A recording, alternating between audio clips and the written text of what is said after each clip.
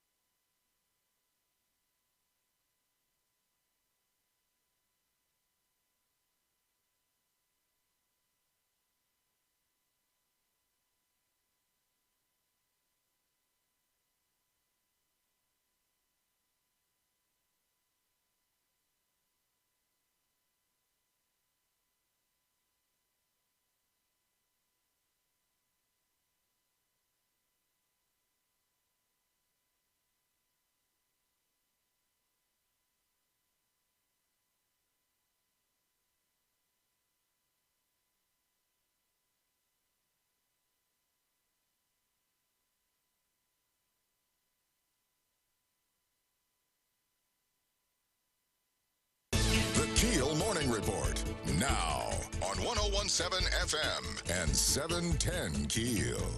Bond issue is passed to the voters. Matt Parker with the latest. The $186 million bond proposal will now be in the hands of Shreveport voters. The City Council voted 4-3 to put the bond issue on the November 16th ballot.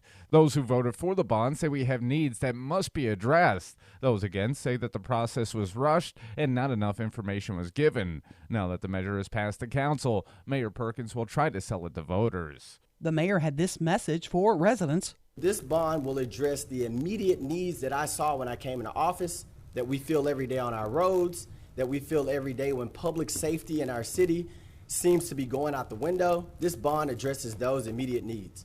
And I pray to God that the people of Shreveport see that and they support it. One idea floated is to use the Centerpoint Energy building on Milam as a police headquarters. But Liz Swain with the DDA says there are a lot of problems with that idea. On a 249,000 square foot building, it's going to be outrageous. Just paying your air conditioning and heating bill every month on a building that size, and then paying for ongoing maintenance, which has continually been a problem for the city. The building is for sale for $2 million. The Bossier School Board working on crafting a plan to update their student attendance zones for next year. The zone was created following a desegregation case between Bossier schools and the Department of Justice. Senator Greg Tarver files another lawsuit challenging whether or not an opponent actually qualifies to run. This time, Tarver is alleging that Shantae Wells does not live in District 39, therefore cannot run for his seat. He's also challenged Barbara Norton. A hearing on that case is set for Friday morning. Both suits must be heard within 4 days of being filed. Court date delayed for man accused of shooting and killing a Shreveport mailman. Michael Gentry was due in court yesterday for a preliminary hearing. However, that hearing's been delayed until September 30th.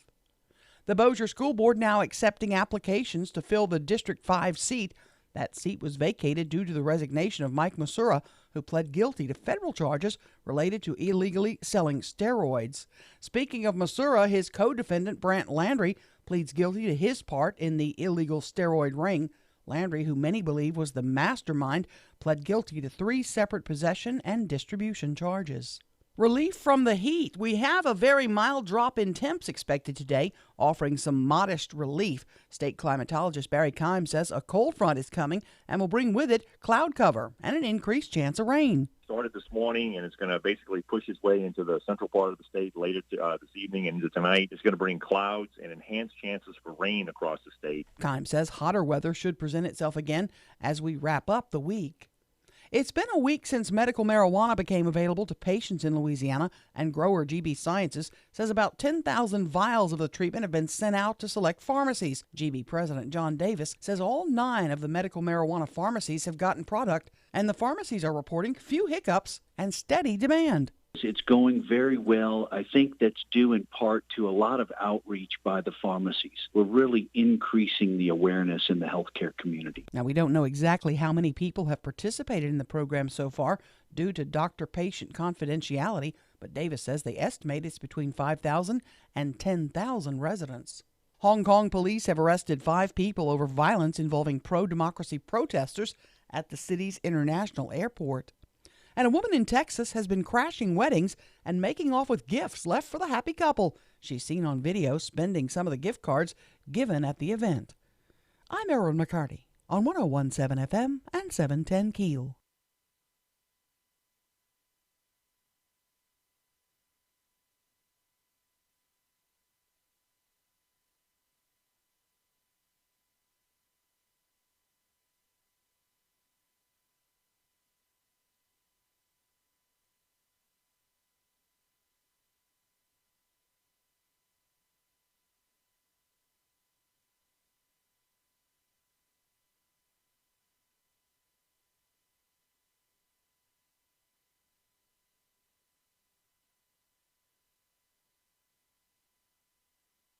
The 186 million November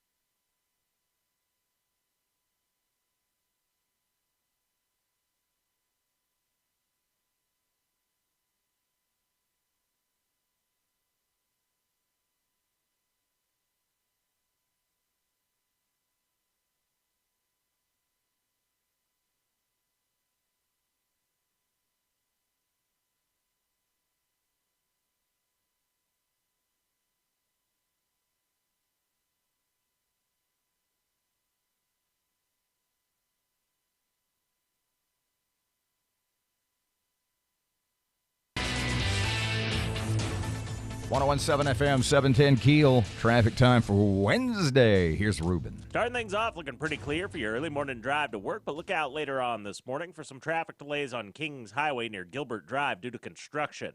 If you have anything to report to us, please give us a call at the Planet Fitness Traffic Hotline, 687-ROAD. We have a stationary front along the Arkansas-Louisiana border. Some scattered showers and thunderstorms popping up across the Arklatex this morning. We do have a heat advisory up this afternoon for heat indice values up around 105. Scattered thunderstorms today, 95. Partly cloudy tonight, 74. Sunshine tomorrow, high 98. Richard Duettig at the Weather Channel.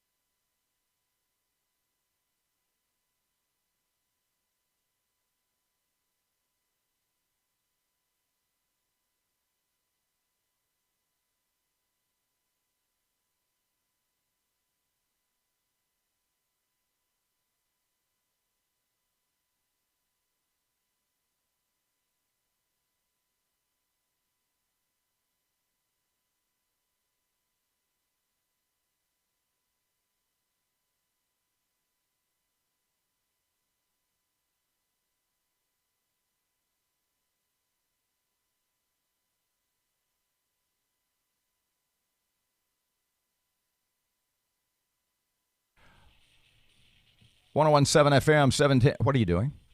Playing the drums. Why? One-handed drums. Okay. So you're like that Motley Crue guy. Yeah. Def Leppard. Def Leppard, yeah. Doesn't matter. 1017 FM 710 Keel. Robert J. Wright and Tommy Lee's Motley Crue, isn't he? Yeah, and he's got both of his arms. Well, he has three, actually. 1017 FM 710 Keel. Robert J. Wright and Erin McCarty. Keel app is a free download presented by Office Furniture Source. Holy cow, they did it. Yeah, they did. Are you surprised? I am not. No, not surprised. We expected it. We heard Mr. Fleury tell us he was voting for it. 4-3. We knew that was the fix was in. In fact, Mr. Whoa, Nicholson, whoa, whoa, whoa. Mr. Nicholson started his speech. He said, "I know this is falling on deaf ears." The fix is in. No, it was predetermined because they had gone on the record with how they're going to. Yeah. The fix is in. No. This is not like this is not a prize fight in the 1930s. Okay? How the fix is in, Sparky. No, it's not. I think they're in. They are in for the shock of their lives on November 16th. They are in for the. Who is they? The folks that are pushing this. They think they can sell this to people. This sales job, it better be chocolate dipped strawberries with champagne on the side. So, Fleury, yes. Mm-hmm. Bradford, yes. Yep. Bowman, Yepers. yes. Mm-hmm. Green, yes. You betcha. So 3 Democrats and a Republican vote yes. Mm-hmm. Fuller, no.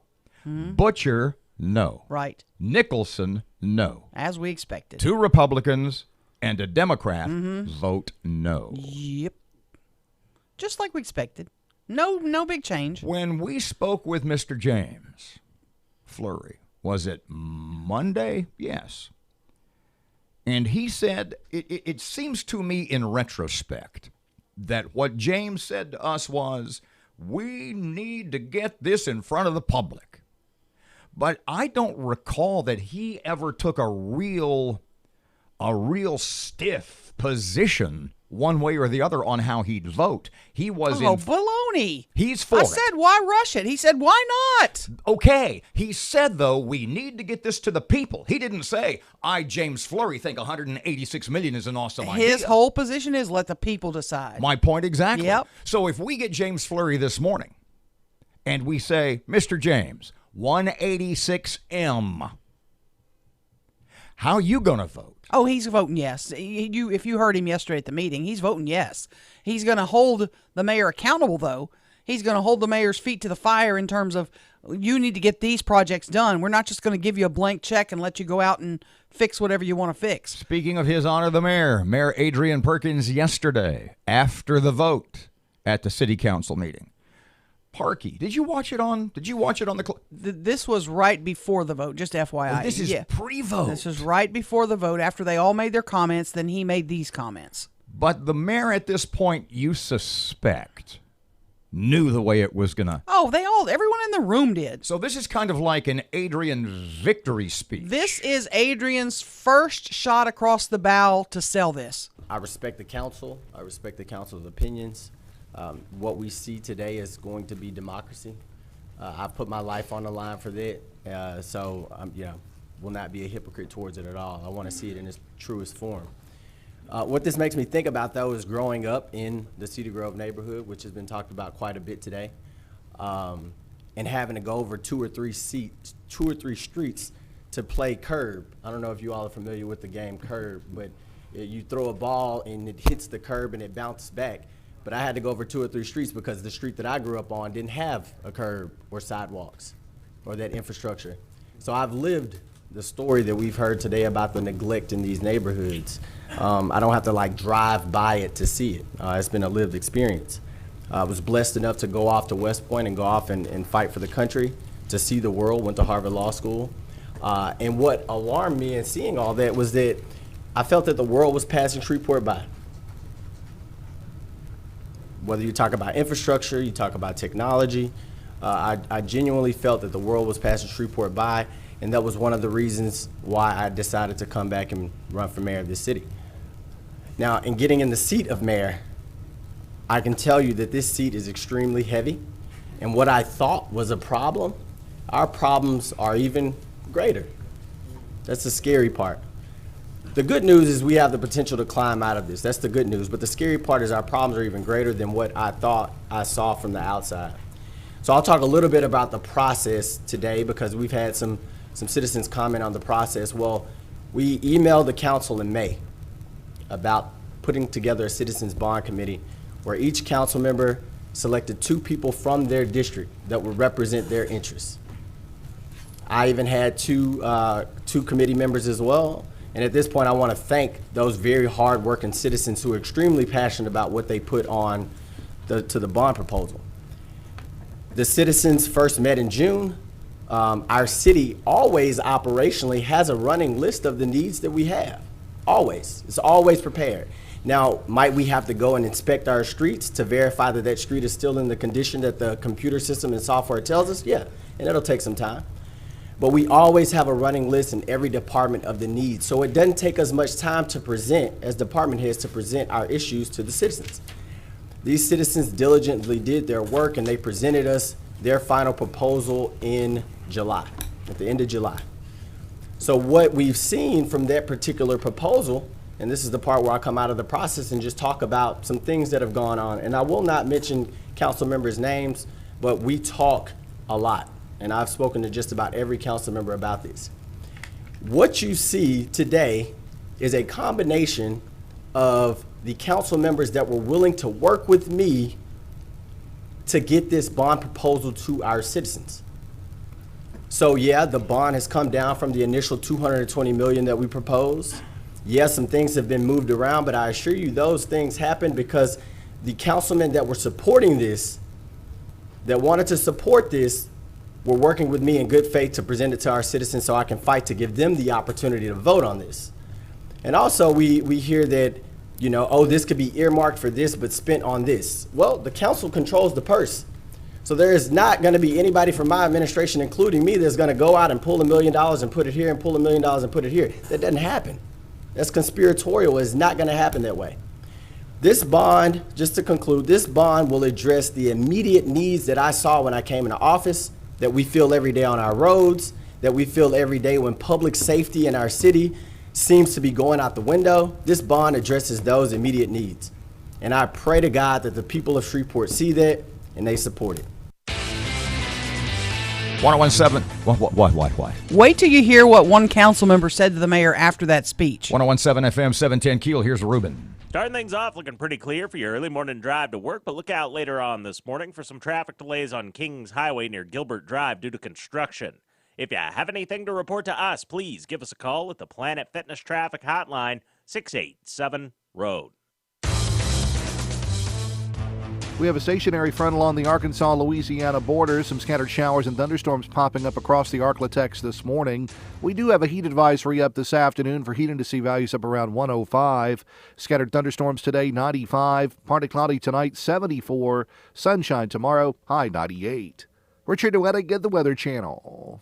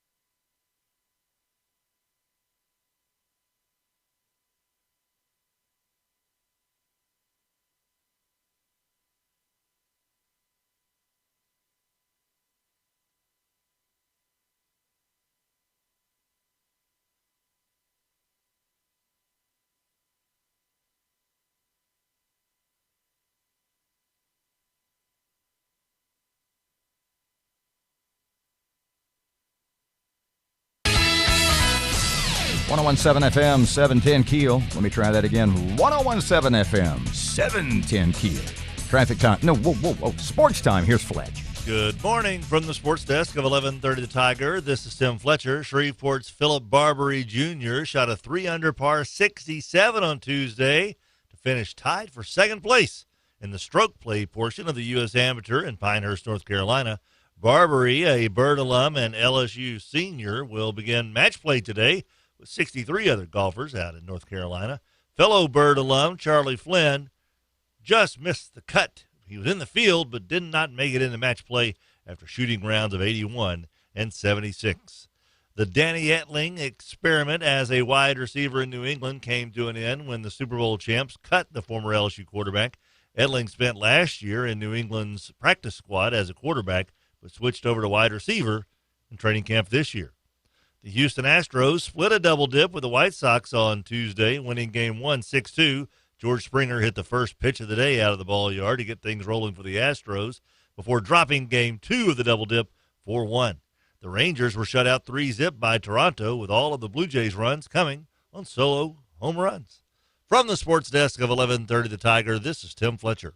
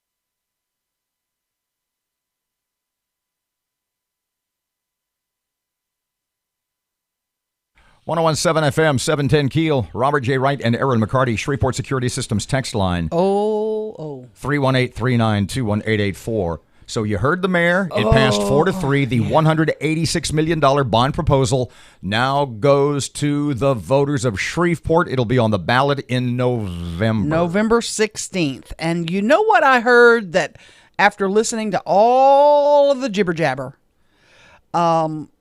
Mr. Fleury was passionate in his speech. He was passionate about, let's let the voters decide.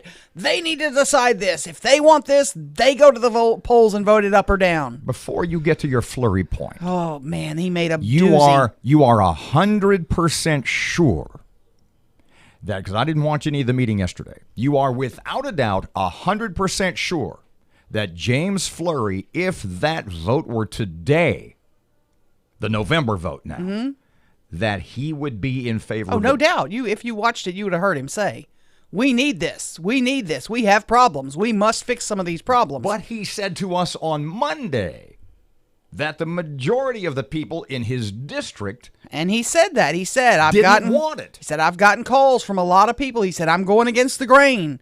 I'm going against the wishes of a lot of people in my district. I think it's up to them. Let's let them decide. And then he said this. Go ahead. Then he said, but now the ball is in your court, Mayor. Talking to the mayor now. Yes. You must get out and sell this. This is on you. And I thought, wow. There's 7 of you up there. You're a city council member in your district. It's on you to help sell it too, big boy. You're going to just vote, oh, let's put it on the ballot. No, go sell it, Mayor.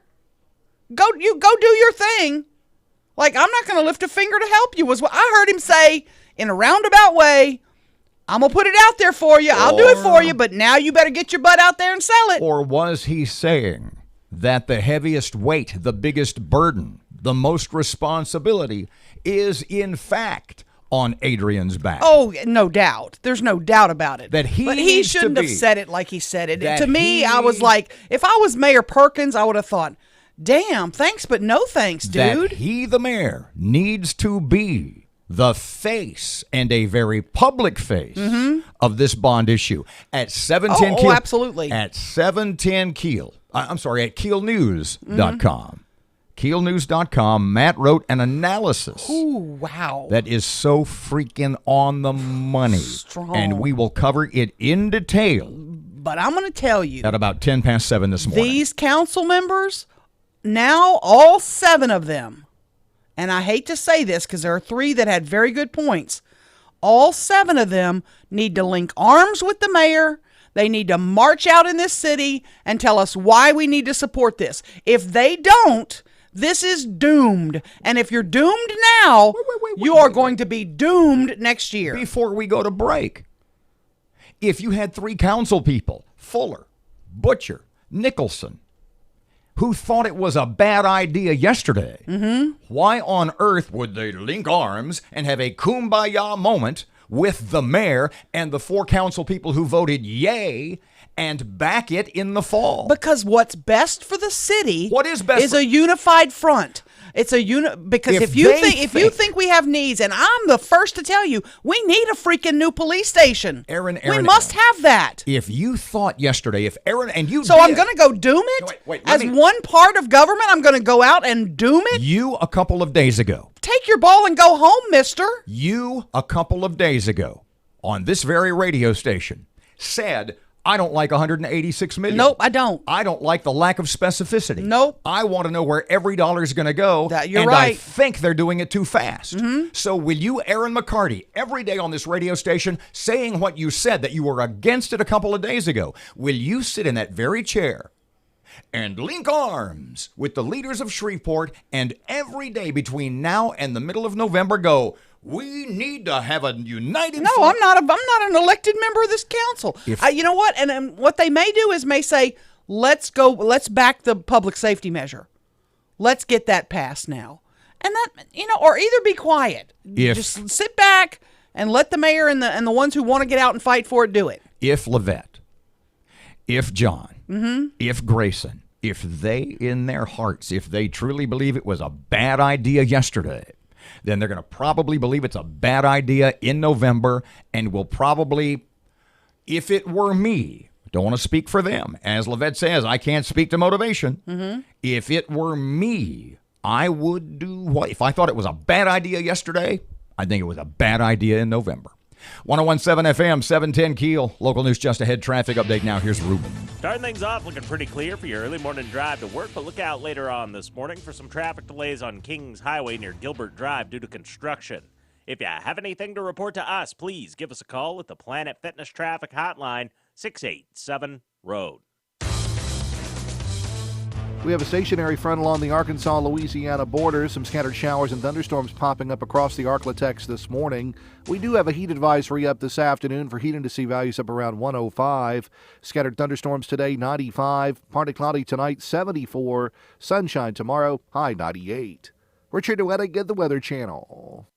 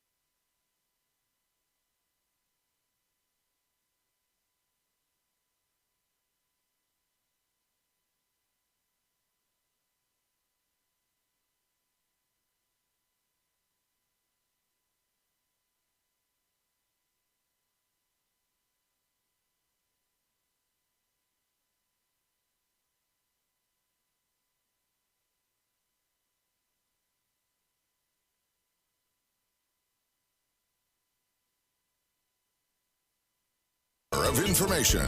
KEEL News now. The Shreveport Council passes the $186 million bond proposal, now moving it to the voters for the November ballot.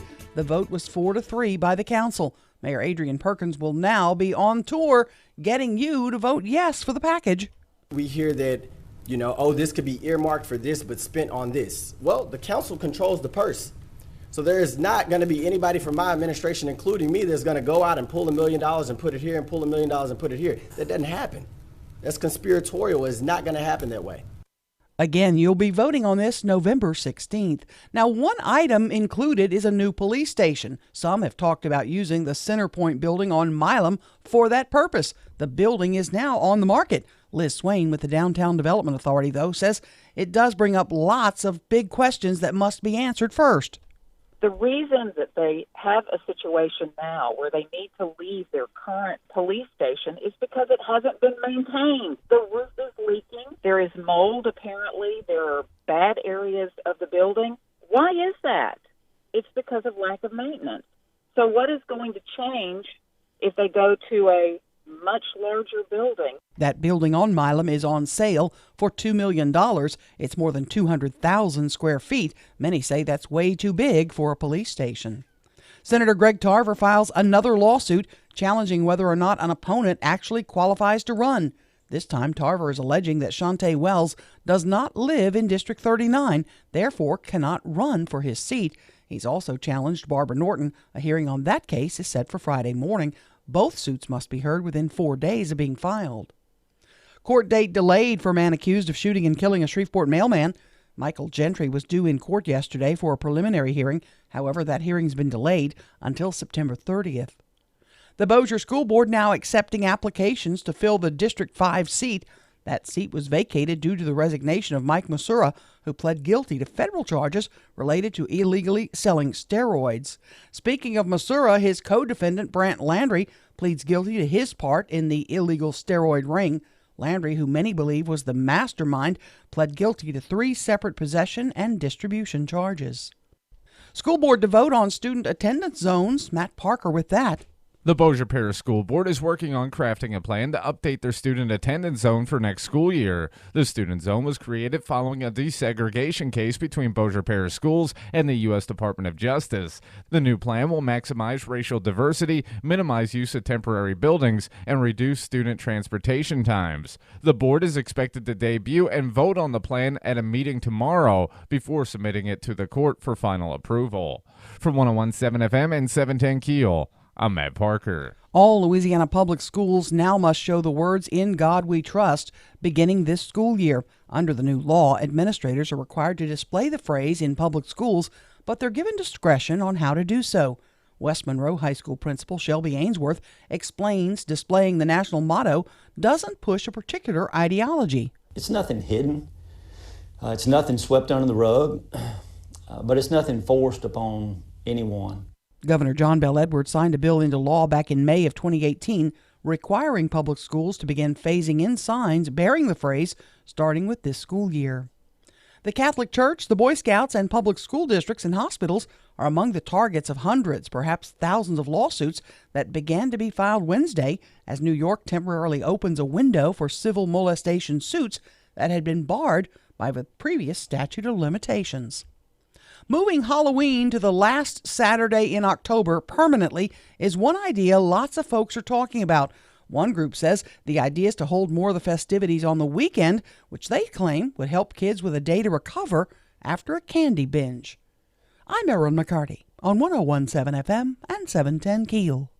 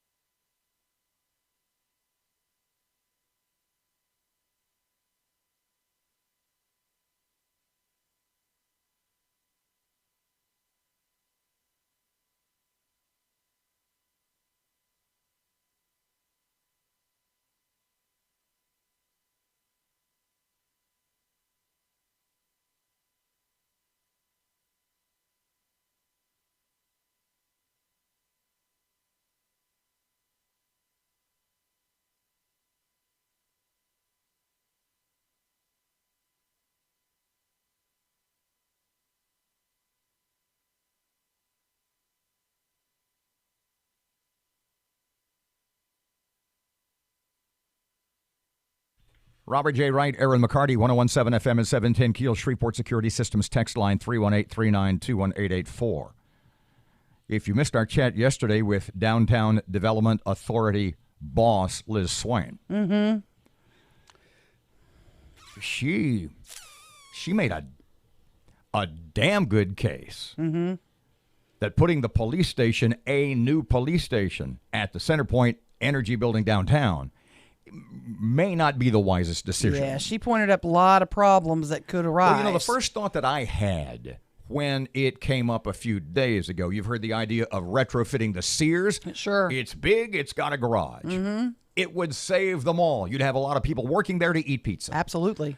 And then the idea about the Centerpoint Energy Building downtown on Milam, I think, came up, and we talked to her yesterday. The first thought that I had about that was police station is 3 floors right now. Why do they need 13 or 14? Why do they need more than double the size? And she covers that and a lot of other pertinent issues. And we started off yesterday with Ms. Liz. You said, the old Centerpoint Energy Building downtown. Not the old Centerpoint Energy Building. It is the current Centerpoint Energy Building. They are still using it, but there are far fewer employees there than there used to be. And, I was very shocked yesterday when I heard that idea floated. And let me tell you, Erin, that I understand exactly what Grayson and John are trying to do, and they are trying to identify some less expensive ways to get to where the city needs to be. So I admire that. They're looking at options. But that was shocking when I heard that they were considering the Centerpoint building, or at least they were floating that idea. Let me just give you some statistics to put it in perspective. Government Plaza, which is a very large building, is 139,000 square feet. That's a big old building. Centerpoint building is 249,000 square feet, nearly double the size of Government Plaza. It is a very large building in a very prominent location downtown. And they're talking about the fact that they could get it for cheap. They said that the realtor told them they could get it for $2 million, which is a steal deal. But the architect that they had there yesterday at the city council said that he estimated, just walking through it very briefly, that it would cost between $50 to $60 a square foot to rehab it. $50 to $60, 249,000 square feet. So that puts the rehab alone at over $12 million. But he said it didn't need that $50 because I was watching. He said it doesn't need that on every floor. Some of the floors are move-in ready. Well, okay. Let's just say it only needs $7 million worth of rehab, and then it costs $2+ million to buy, because once people find out that a building is desirable, that price may go up. The building has very little parking associated with it. It's got a small parking garage underneath, and it's got a little teeny surface lot behind it. They need between 300 and 500 spaces. Now, they could find those spaces downtown on some surface lots, but the surface lots don't have any fencing around them, which they prefer to have their cars secured. So I can see, a mile of chain link fencing downtown, not attractive, nor would the UDC, the Unified Development Code, allow something like that. In addition, the maintenance, Erin, on a 249,000 square foot building is going to be outrageous. Just paying your air conditioning and heating bill every month on a building that size, and then paying for ongoing maintenance, which has continually been a problem for the city. And I'm not holding any of these city council members responsible for this. This far predates them. The reason that they have a situation now where they need to leave their current police station is because it hasn't been maintained. The roof is leaking. There is mold, apparently. There are bad areas of the building. Why is that? It's because of lack of maintenance. So what is going to change if they go to a much larger building? Those are some basic things that I think we're not spending enough time focusing on. Are we rushing all of this too fast, in your view? I listen to the city council members and their positions, and I feel like there are a lot of needs in this city, and there is no denying it. But I also feel that it does not hurt us in any appreciable way to talk about it for a little bit longer. There has been, and this may be, I know this isn't downtown, but you're pretty smart, and I kind of like your thoughts. There's also been discussion about rehabbing the Sears building at Mall St. Vincent. It's good sized. It has a garage available. Do you have any thought about that? Has that something you've heard about? I heard about that, and I think that all of these are very worthy of discussion, Robert. I really do. And that's why I hate the fact that the city council has found themselves in a position of having to vote today, because all of these need to be thoroughly vetted, and it's going to be impossible to do it in, the next 6 hours before the city council meeting. Why do you think they're rushing it in your gut? I don't know. I heard Livette this morning, and she was talking about the fact that and she's absolutely right. Right now, these taxes are on the rolls, and we're used to paying them. If they roll off and then we get used to a lower tax bill, it does become much more difficult for the city to make the case that they need to raise your taxes. It's a much harder argument to make to say we're raising your taxes than to say we're keeping your taxes at the same level they've always been. So that would be my guess. But I go back to the fact that there are some needs in the city, and there's no denying we have street needs, we have drainage needs, we have sewer needs, we have water needs. Nobody who lives, works, drives through in Shreveport will tell you that we don't. But I wish we had more time. Let me ask you this. Is your problem with the Centerpoint building, does it have more to do with it would come off the tax rolls then? Well, that definitely is a huge concern to me, Erin, and let me tell you why. 50%, that is a 50% of all property in downtown is off the tax rolls. That is unsustainable. But doesn't it generate way more sales tax money if you've got 500 people coming into that building now? No. Are you sure about that? No. When you compare the amount of property taxes, sales taxes that a for-profit business in that building would generate, the police department now, when officers get there, they tend to drive into the garage, walk into the station, get back in their car. They don't stay in that station by and large. They go out on patrol. They, go do whatever missions, their CLOs or their patrol cops. And so they don't stay at the station for long. They come in, they check in, they get whatever equipment that they need, and then they're out again. So we don't know what sort of sales tax they will generate, but even if they're going to downtown eating spots, a couple of times a week, that building on the tax rolls, if you keep taking buildings off the tax rolls, then what we have downtown is we've got 50% of those property owners who are taxpayers are in effect paying the taxes for everyone. And again, that just becomes unsustainable, not only for downtown, but for the city as a whole, when you look at the amount of property off the tax rolls citywide.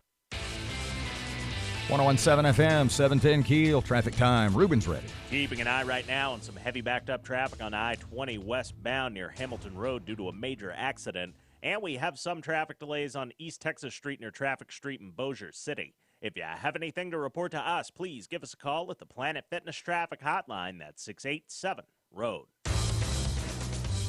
We have a stationary front along the Arkansas-Louisiana border. Some scattered showers and thunderstorms popping up across the Arklatex this morning. We do have a heat advisory up this afternoon for heat indice values up around 105. Scattered thunderstorms today, 95. Partly cloudy tonight, 74. Sunshine tomorrow, high 98. Richard Duettig at the Weather Channel.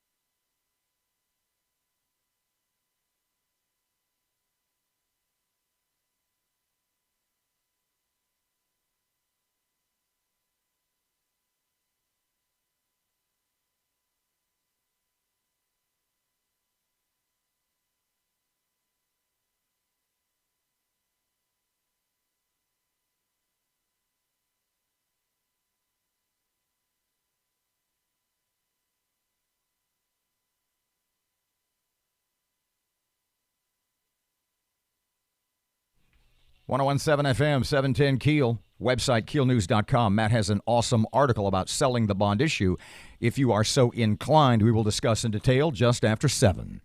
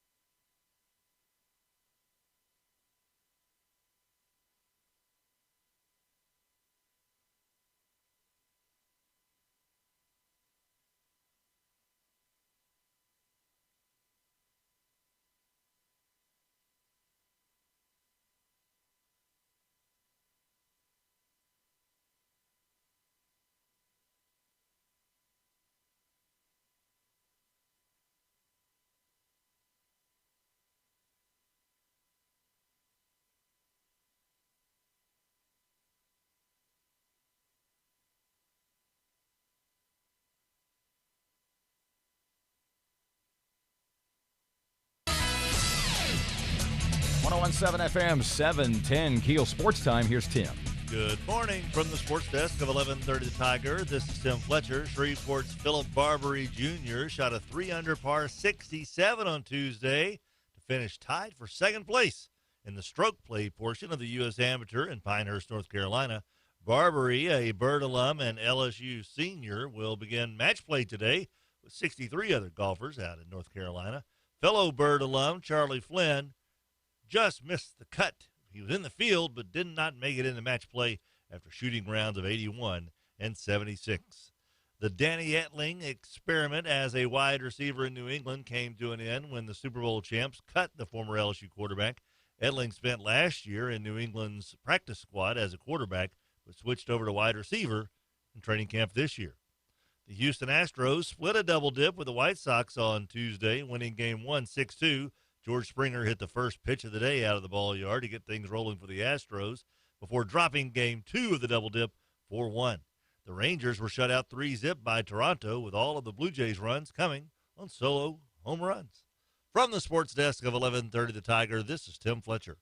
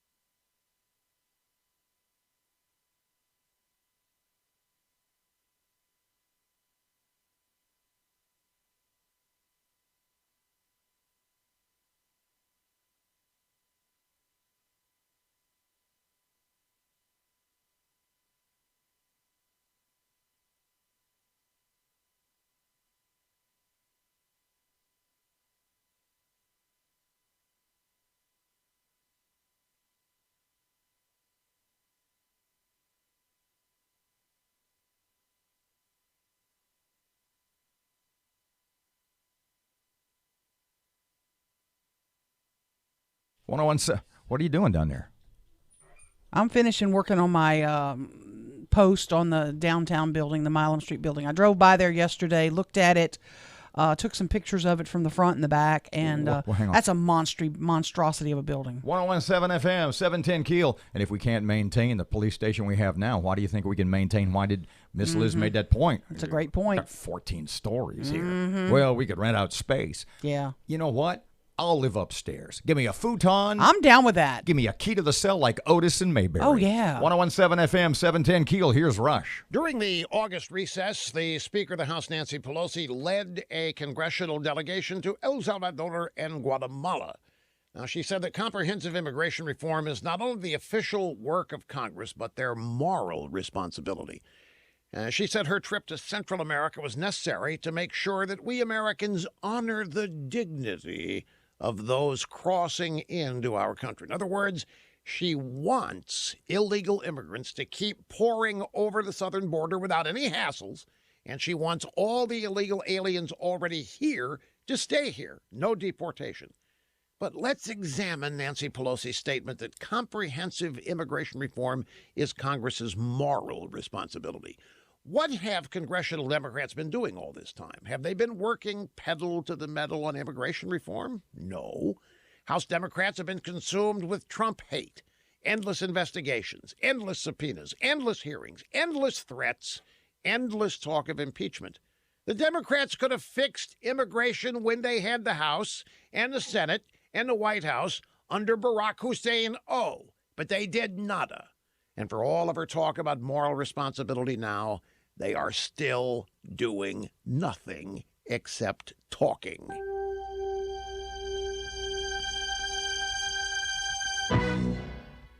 Hey, folks, if you can't find the time to do all those small jobs around your home or office, do what I do. Hire it done. I know a company that can help. It's called Tackle. It's spelled T-A-K-L. It's an app that you can download on your phone, and it connects you with people who can help you with jobs around your home or office. Now, here's how it works. You download the Tackle app on your phone, and you pick a provider for the work that you need done. Tackle has thousands of providers that have been background checked. Tackle will provide affordable upfront pricing, and all jobs are backed by the Tackle guarantee. And if you need additional help in the future, like yard work, cleaning a pool, mounting a TV, cleaning gutters, packing furniture, whatever, find it on the Tackle app. It's easy. Download the Tackle app now. Again, it's spelled T-A-K-L on your phone, and use the promo code RUSH to get 15% off your first project. Download the Tackle app at the Apple Store. Be like me, folks. Hire this stuff done. Still keeping a close eye on that major accident on I-20 westbound near Hamilton Road. It has traffic backed up past Old Mendon Road right now. And we have some traffic delays on Texas Avenue near Mansfield Road. If you have anything to report to us, please give us a call at the Planet Fitness Traffic Hotline at 687-ROAD. We have a stationary front along the Arkansas-Louisiana border. Some scattered showers and thunderstorms popping up across the Arklatex this morning. We do have a heat advisory up this afternoon for heat indice values up around 105. Scattered thunderstorms today, 95. Partly cloudy tonight, 74. Sunshine tomorrow, high 98. Richard Duettig at the Weather Channel. Breaking news and trending talk. This is 101.7 FM and 710 Keel. KEEL, Shreveport.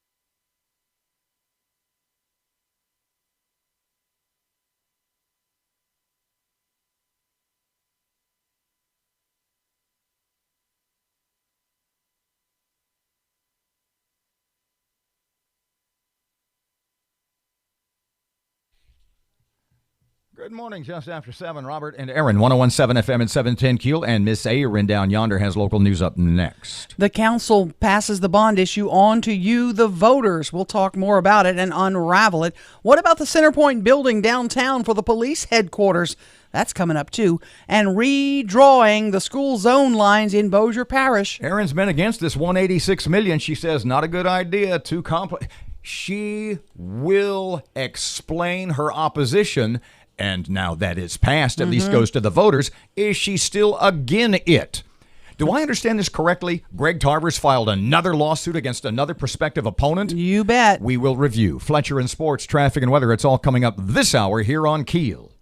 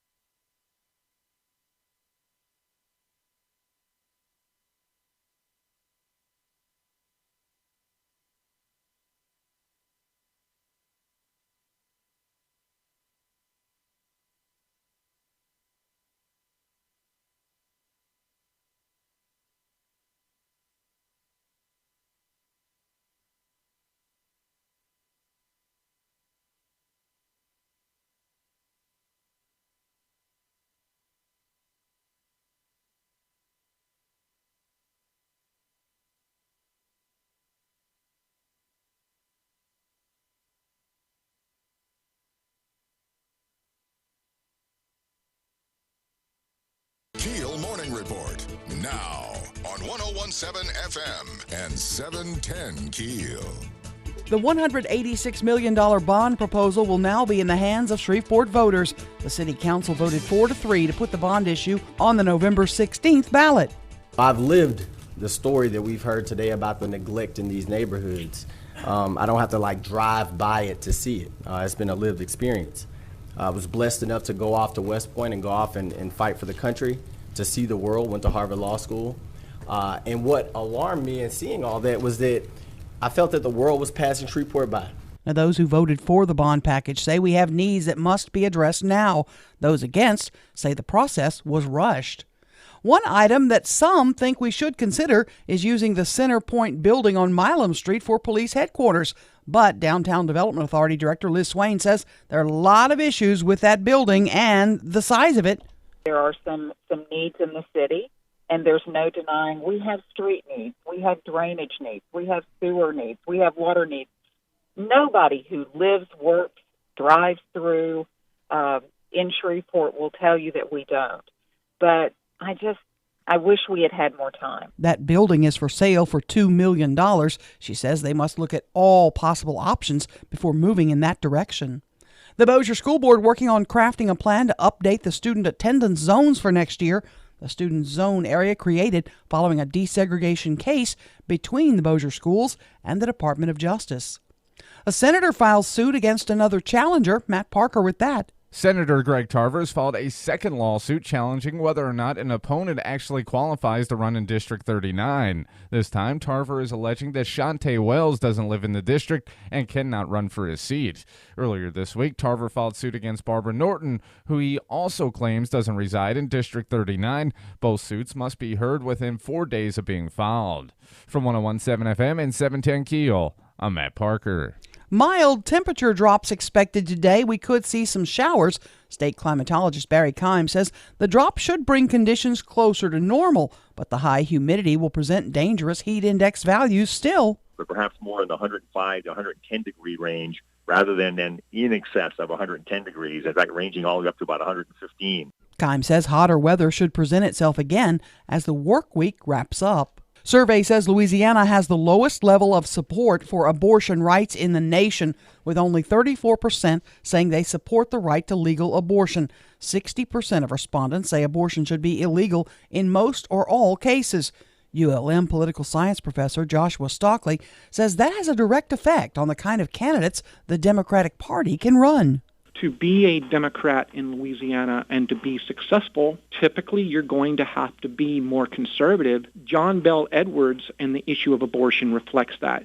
Nationally, 54% of respondents supported abortion in most or all cases.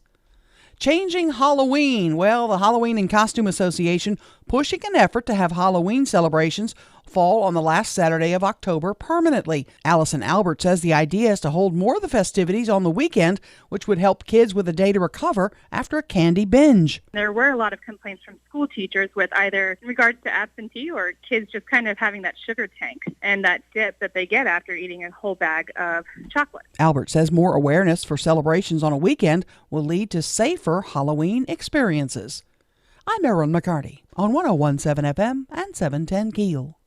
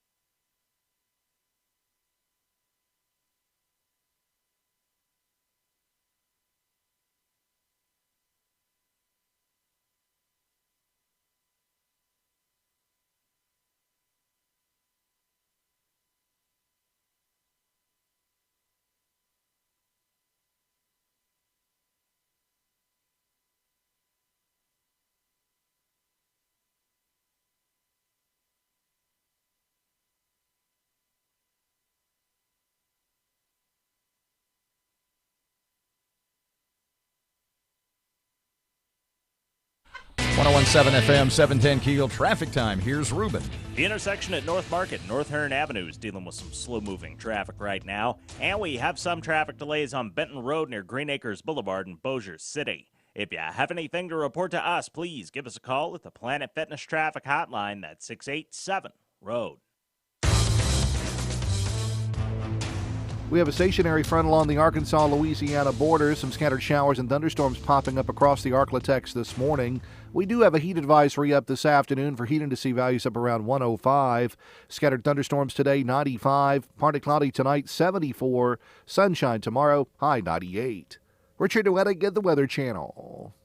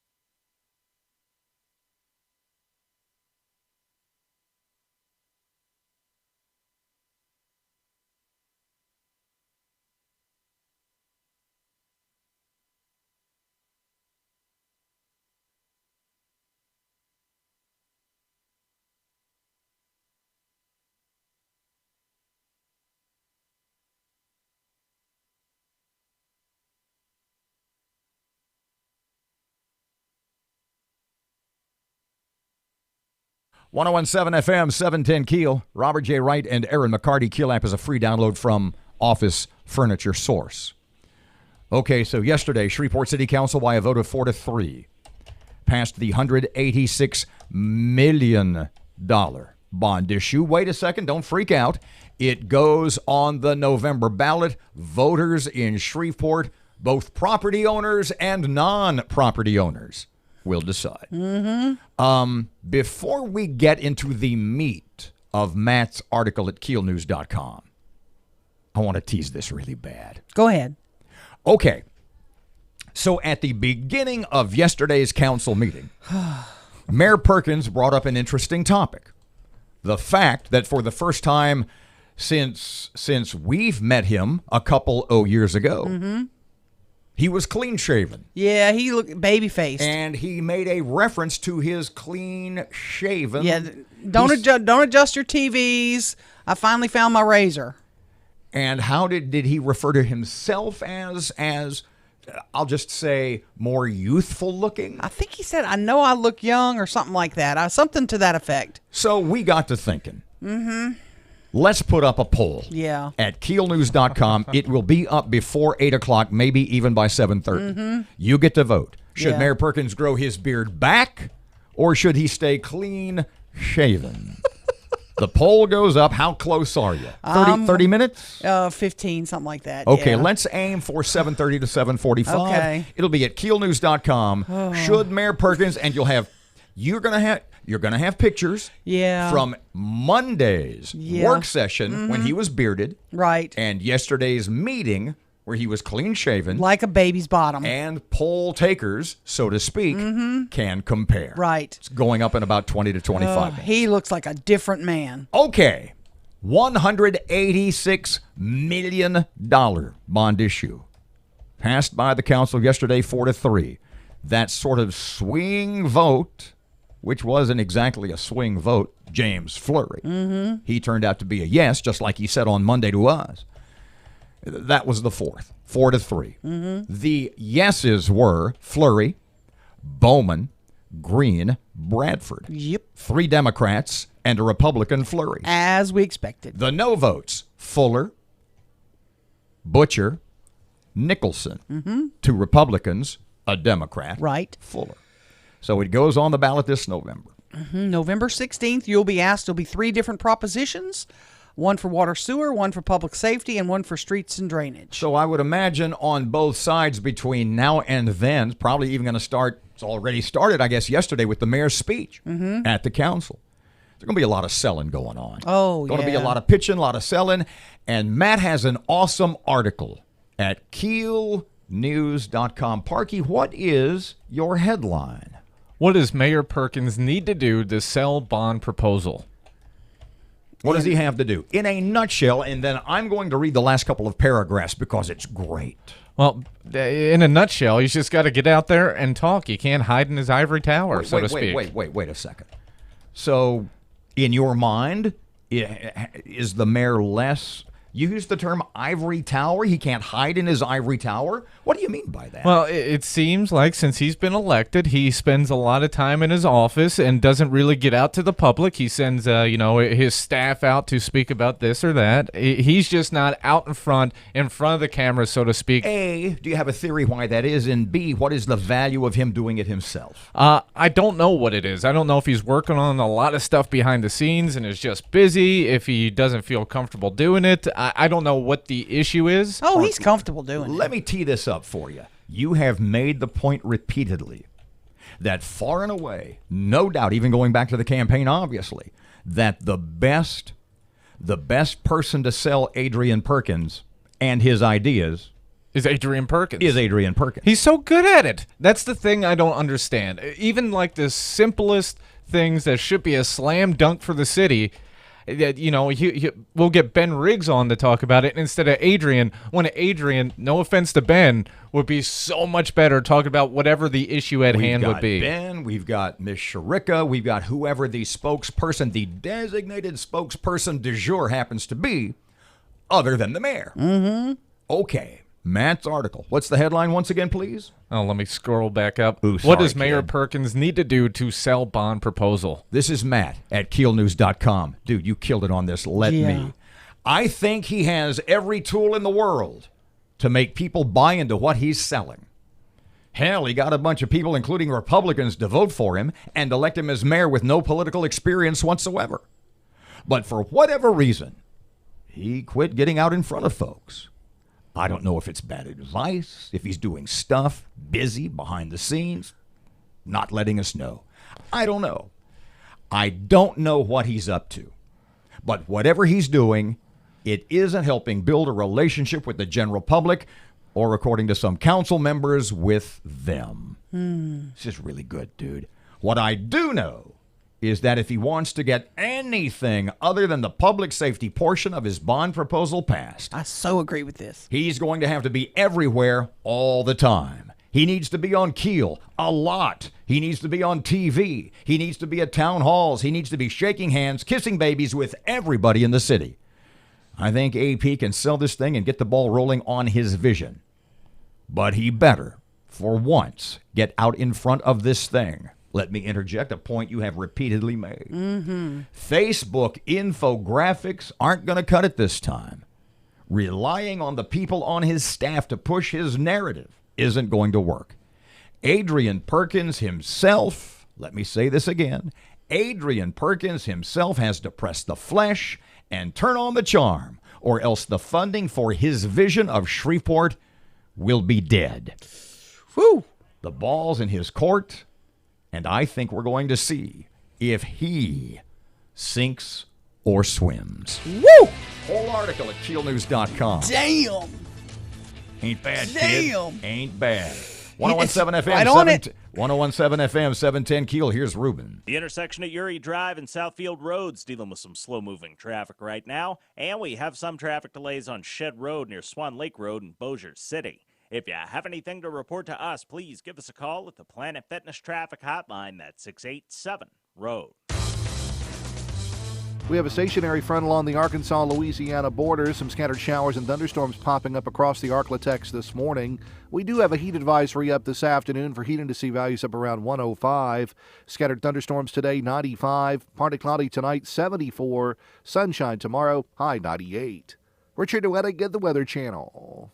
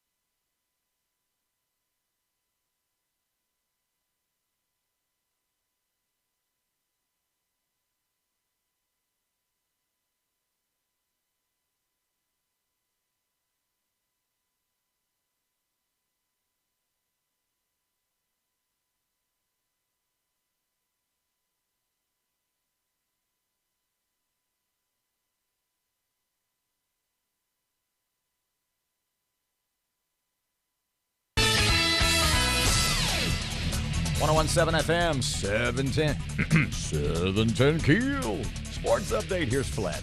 Good morning from the sports desk of 1130 The Tiger. This is Tim Fletcher. Shreveport's Philip Barbary Jr. shot a 3-under par 67 on Tuesday to finish tied for second place in the stroke play portion of the U.S. Amateur in Pinehurst, North Carolina. Barbary, a Byrd alum and LSU senior, will begin match play today with 63 other golfers out in North Carolina. Fellow Byrd alum Charlie Flynn just missed the cut. He was in the field but did not make it into match play after shooting rounds of 81 and 76. The Danny Etling experiment as a wide receiver in New England came to an end when the Super Bowl champs cut the former LSU quarterback. Etling spent last year in New England's practice squad as a quarterback but switched over to wide receiver in training camp this year. The Houston Astros split a double dip with the White Sox on Tuesday, winning Game 1 6-2. George Springer hit the first pitch of the day out of the ball yard to get things rolling for the Astros before dropping Game 2 of the double dip 4-1. The Rangers were shut out 3-0 by Toronto, with all of the Blue Jays runs coming on solo home runs. From the sports desk of 1130 The Tiger, this is Tim Fletcher.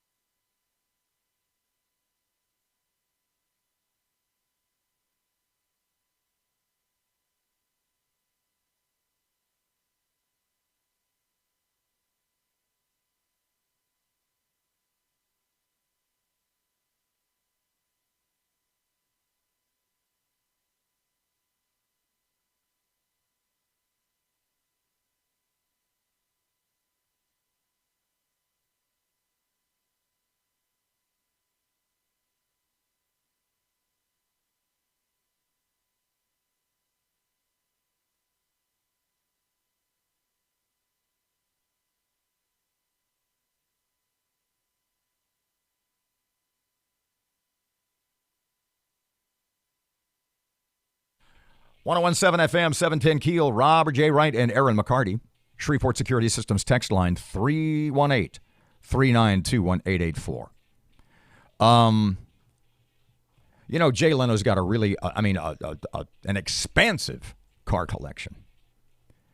And I don't know what was the website. Classics, was it? I don't know what magazine it was. It wasn't Car and Driver, whatever it was.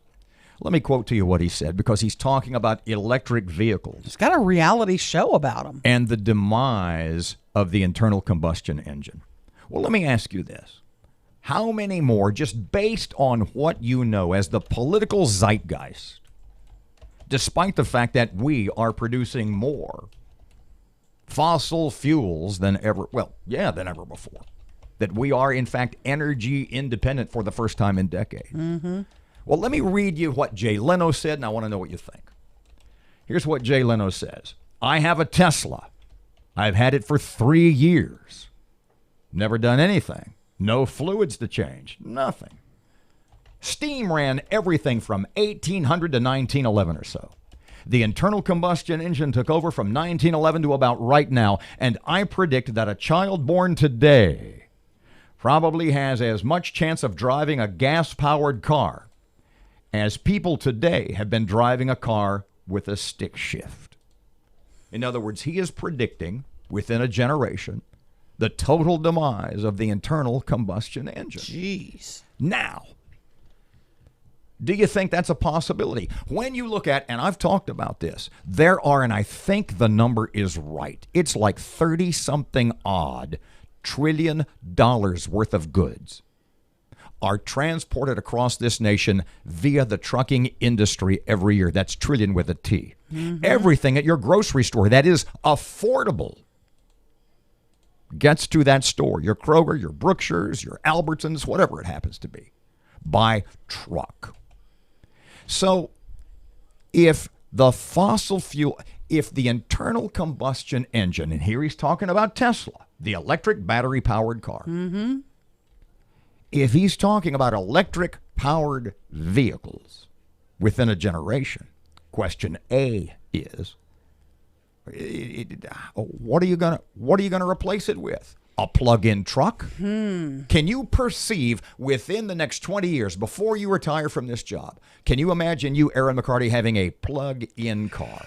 Nah, I really can't. That runs on, in the state of Louisiana, that runs on, remember, you plug a car in Louisiana, what's it powered by? Coal. Coal, yeah. Coal. It's a coal-powered vehicle. Right. Another fossil fuel, by the way, that the leftists, the global warming fakers, want to get rid of.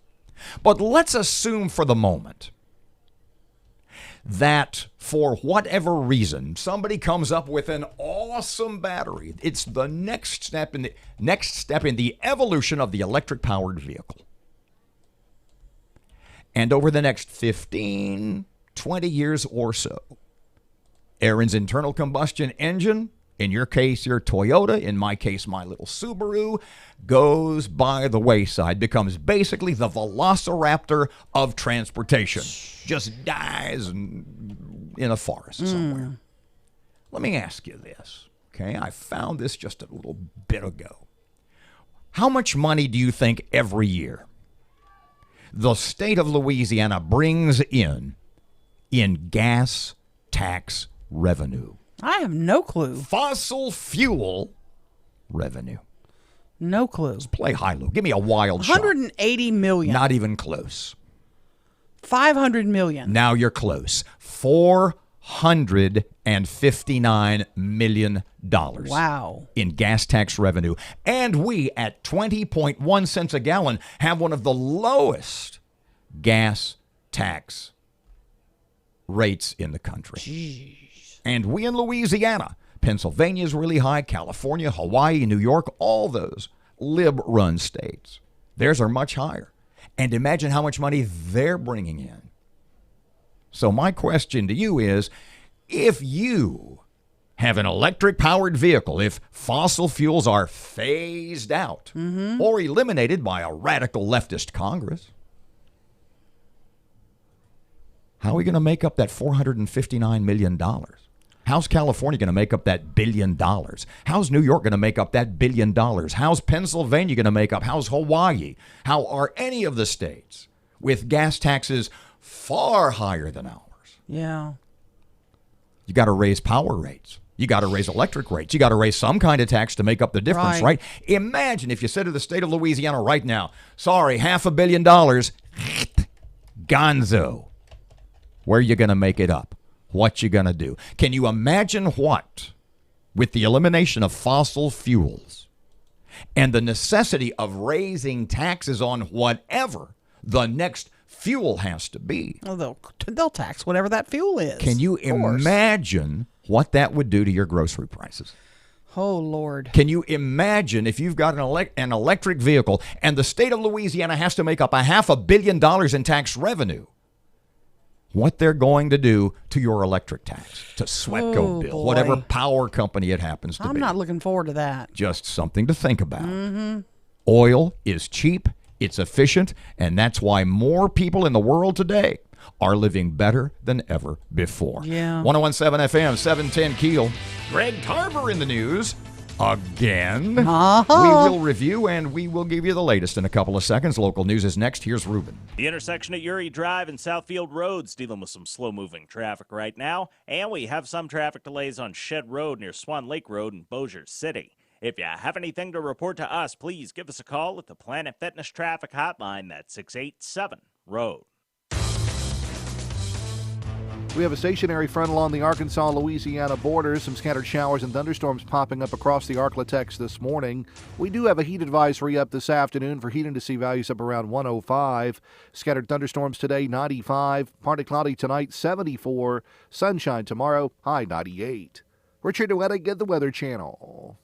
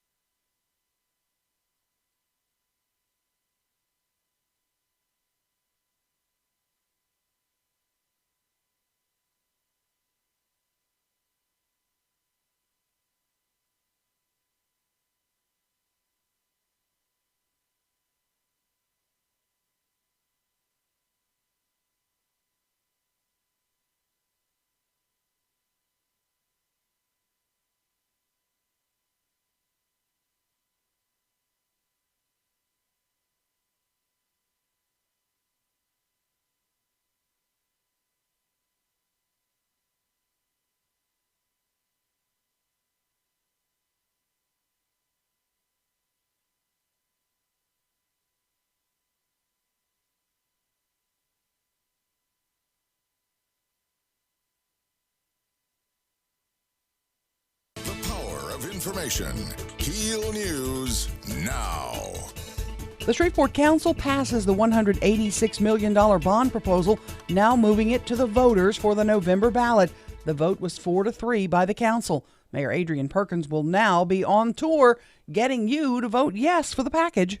We hear that, this could be earmarked for this but spent on this. Well, the council controls the purse.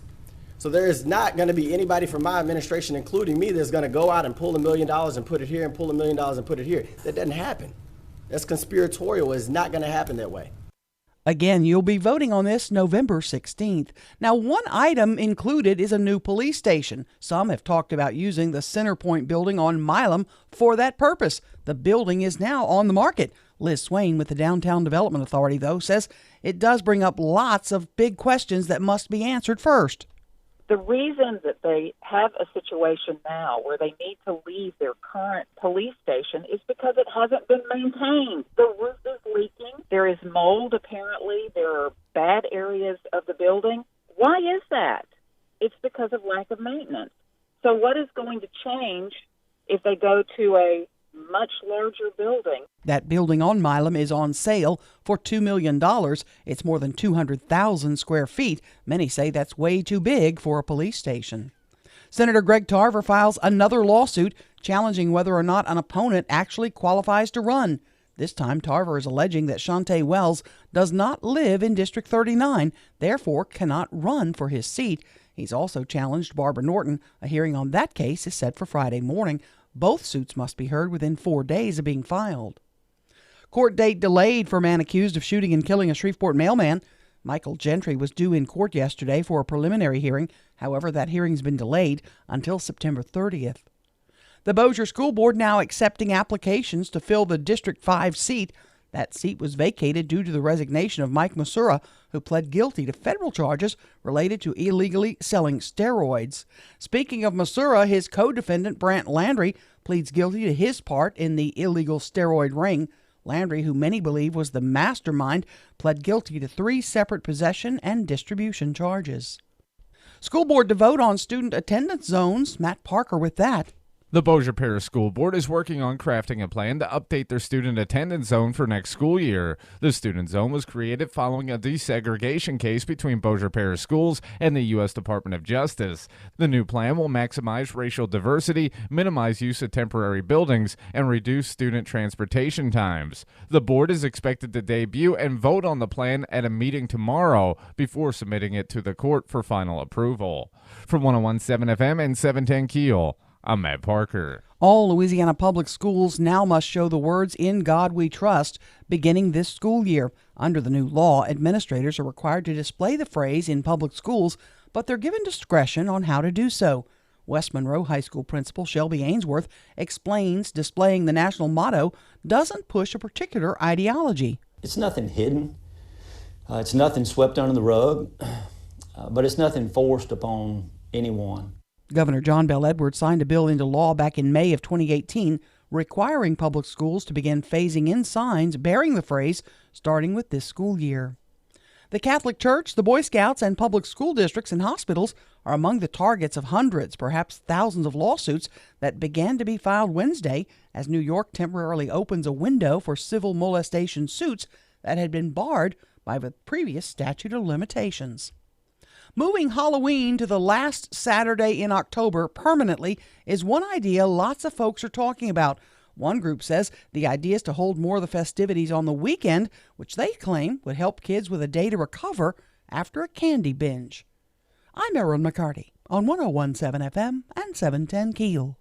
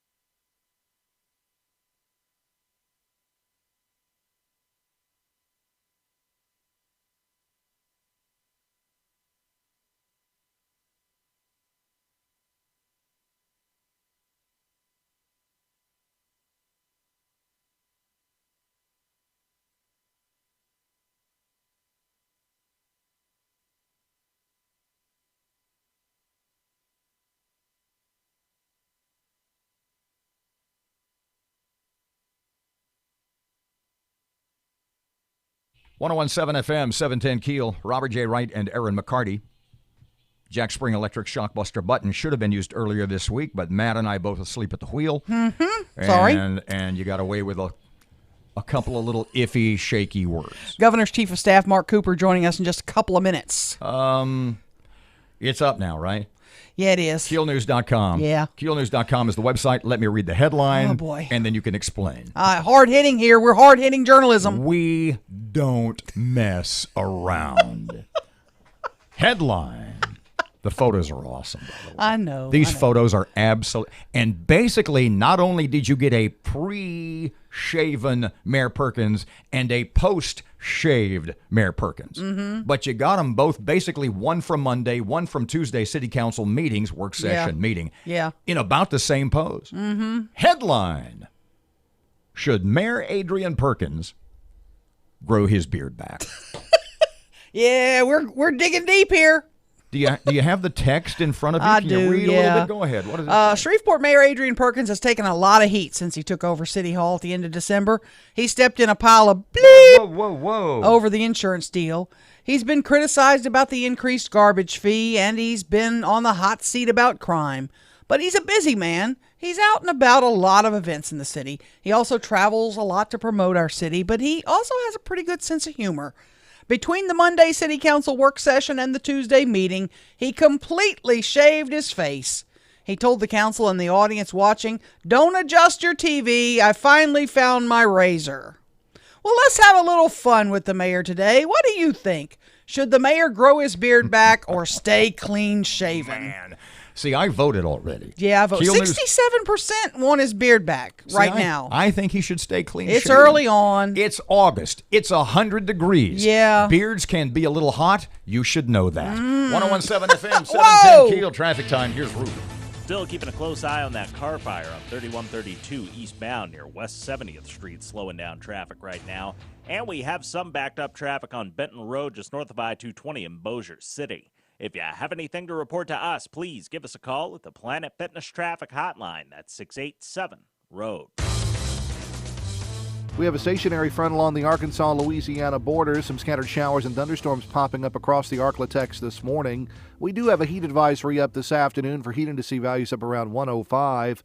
Scattered thunderstorms today, 95. Partly cloudy tonight, 74. Sunshine tomorrow, high 98. Richard Duettig at the Weather Channel.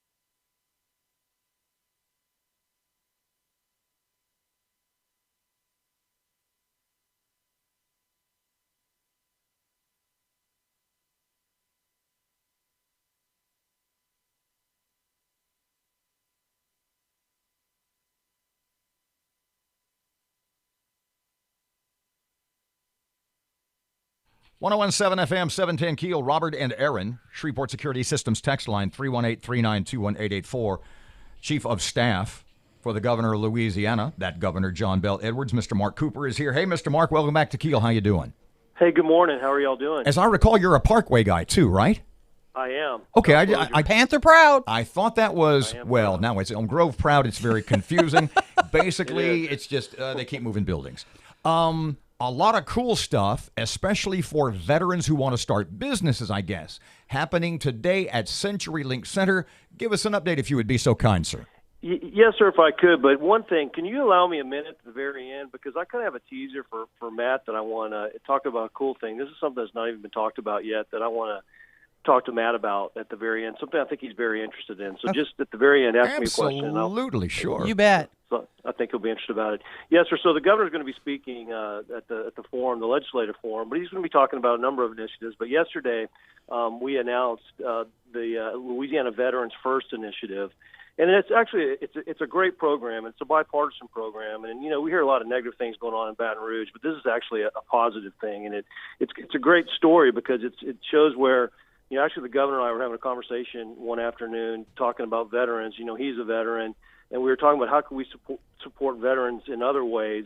And we came up with this idea where basically what it is, if you've ever used HomeAdvisor.com or some of these other websites, we're establishing a statewide database where Louisiana veteran-owned businesses can register, and they can register for this database, and you as a consumer can go to this database, and if you need a plumber, if you need an accountant, if you want to know if there's a restaurant in Shreveport-Bossier that's owned by a veteran, once this website's now up, and now we're just trying to get veterans to register for it, but once it's up, you'll be able to go to this website and find different services in the state of Louisiana so that we can patronize veteran-owned businesses, and not only Louisiana-owned veteran-owned businesses, but also Gold Star spouses. So if a spouse has lost a loved one in battle, we're also going to promote their businesses as well.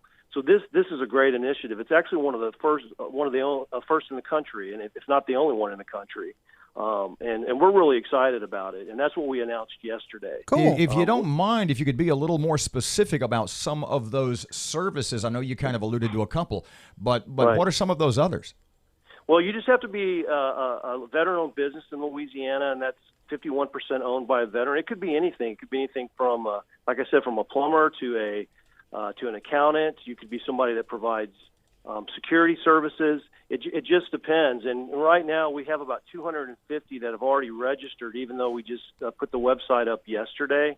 And again, if you envision a lot of these different websites that are out there, and I've got a great example. I know when this bill was working its way through the legislature, and we got Representative Franklin Foyle from Baton Rouge, who's a Republican, who's also a veteran in the Navy, to sponsor the bill. While this was working through the legislature, I needed to have some work done in my house, and I went to HomeAdvisor.com and had this person come to my house. I don't want to go into too much detail, but because I don't want to disclose this person's name because of the story. He shows up, and turns out he's a veteran, had just returned 2 years ago, had an IED accident that occurred, had difficulty finding a job, was able to get a particular license, got his business license, and he performed work on my home. But this is the kind of person that we want to support. He has a small business. He would be able to register, get certified by the Department of Veterans here in Louisiana, be able to put his business on this website. So now here in Baton Rouge, when somebody needs that particular service,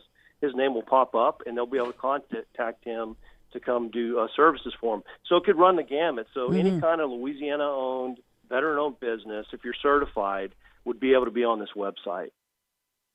Okay, Mark, let's move to the Superdome. $450 million the governor's announcing renovation to the Superdome in an effort, obviously, to keep the Saints here, keep that building viable. Do we have the money? Well, first of all, it's not all coming from the state. The Louisiana Stadium Exposition District, they're putting up money for it. The Saints are putting up money for it. And then the state is committed to put up a small part of it, and that would come through capital outlay. But keep in mind that dome is, over 40 years old. New stadiums that are being built throughout the country are costing $2 billion. So $450 million is not as much of a cost to build a new stadium to keep that relevant, and so that's not as much as it would cost. Didn't we rehab it after Katrina though? Yeah, it was rehabbed after Katrina. I don't know the details on that. I don't know how much that was because I was not in the state then. But I think was 10 years ago that was done. But I think that was basically the damage that was done, bringing it back to where it was before Katrina had occurred. And so the changes they're talking about making is expanding spaces, bringing in new services that aren't currently available, making it competitive with other stadiums across the country. Because what people don't realize is that it provides revenue for the state of Louisiana in addition to New Orleans. So it's not just a New Orleans asset; it's a state asset. Mr. Mark, how much? I don't mean to use the word pressure. How much pressure is put on the state in an instance like this by either the Saints or the National Football League, who look at the Superdome and say, we got a couple of suggestions? Well, I think it's been a great partnership. I was not chief of staff when the last negotiations took place. I think that was around 2012. I think it's been a good partnership. And again, it's a win-win situation for everyone. I mean, we've got some pretty big events coming to the state of Louisiana. We've got the Super Bowl coming. I think that's in 2024, I believe, or 2025.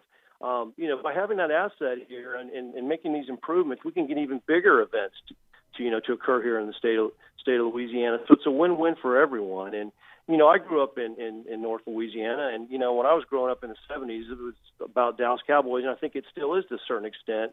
But the Saints has become a statewide team, and it's important that we keep them here. And as the governor announced, they through these changes, they're going to stay for another 15 years, and there's an opportunity to keep them for another 15 years. And the Louisiana Stadium and Exposition District did a survey, and they found that the Shreveport-Bossier area support the Saints by about 70%. They support the renovation by about 70%. So, I think that this is good for the state of Louisiana, and that's why the governor is supporting it and has taken a leadership role in it. Okay, Mark, you got a doozy for Matt, right? I do have one. But one thing I want to say, too, I didn't say about the veterans, and it also applies to the stadium. Drew Brees, he's probably an American hero, somebody that everyone in the country supports, and he's a Louisiana icon. He is also supporting this Veterans Initiative. You'll be seeing him and the governor on digital billboards throughout the state promoting this initiative. And I wanted to give it real quick because we have veterans in Shreveport-Bossier.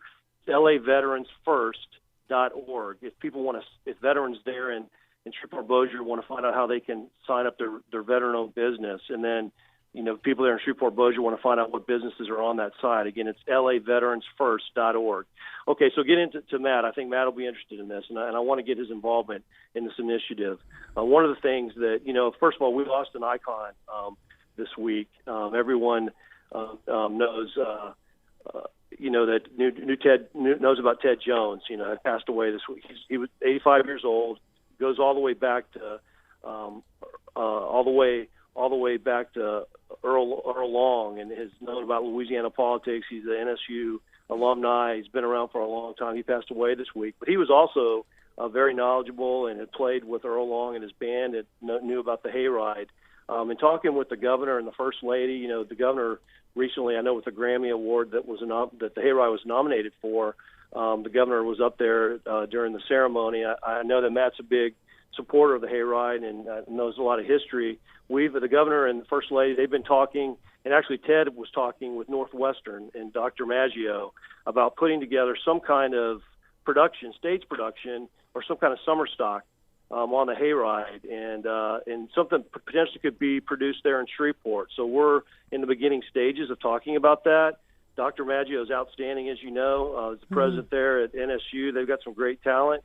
And I'm hoping Matt, and I was talking to Dr. Maggio about Matt, and I know he's written several articles about the history of the hayride, about Hank Williams. You bet. I'm hoping Matt will join him, and as they start to put this together and get involved in it. So that's what I want to do. You bet he will. Matt wears a lot of hats. I'm not sure concert promoter is beyond his realm either.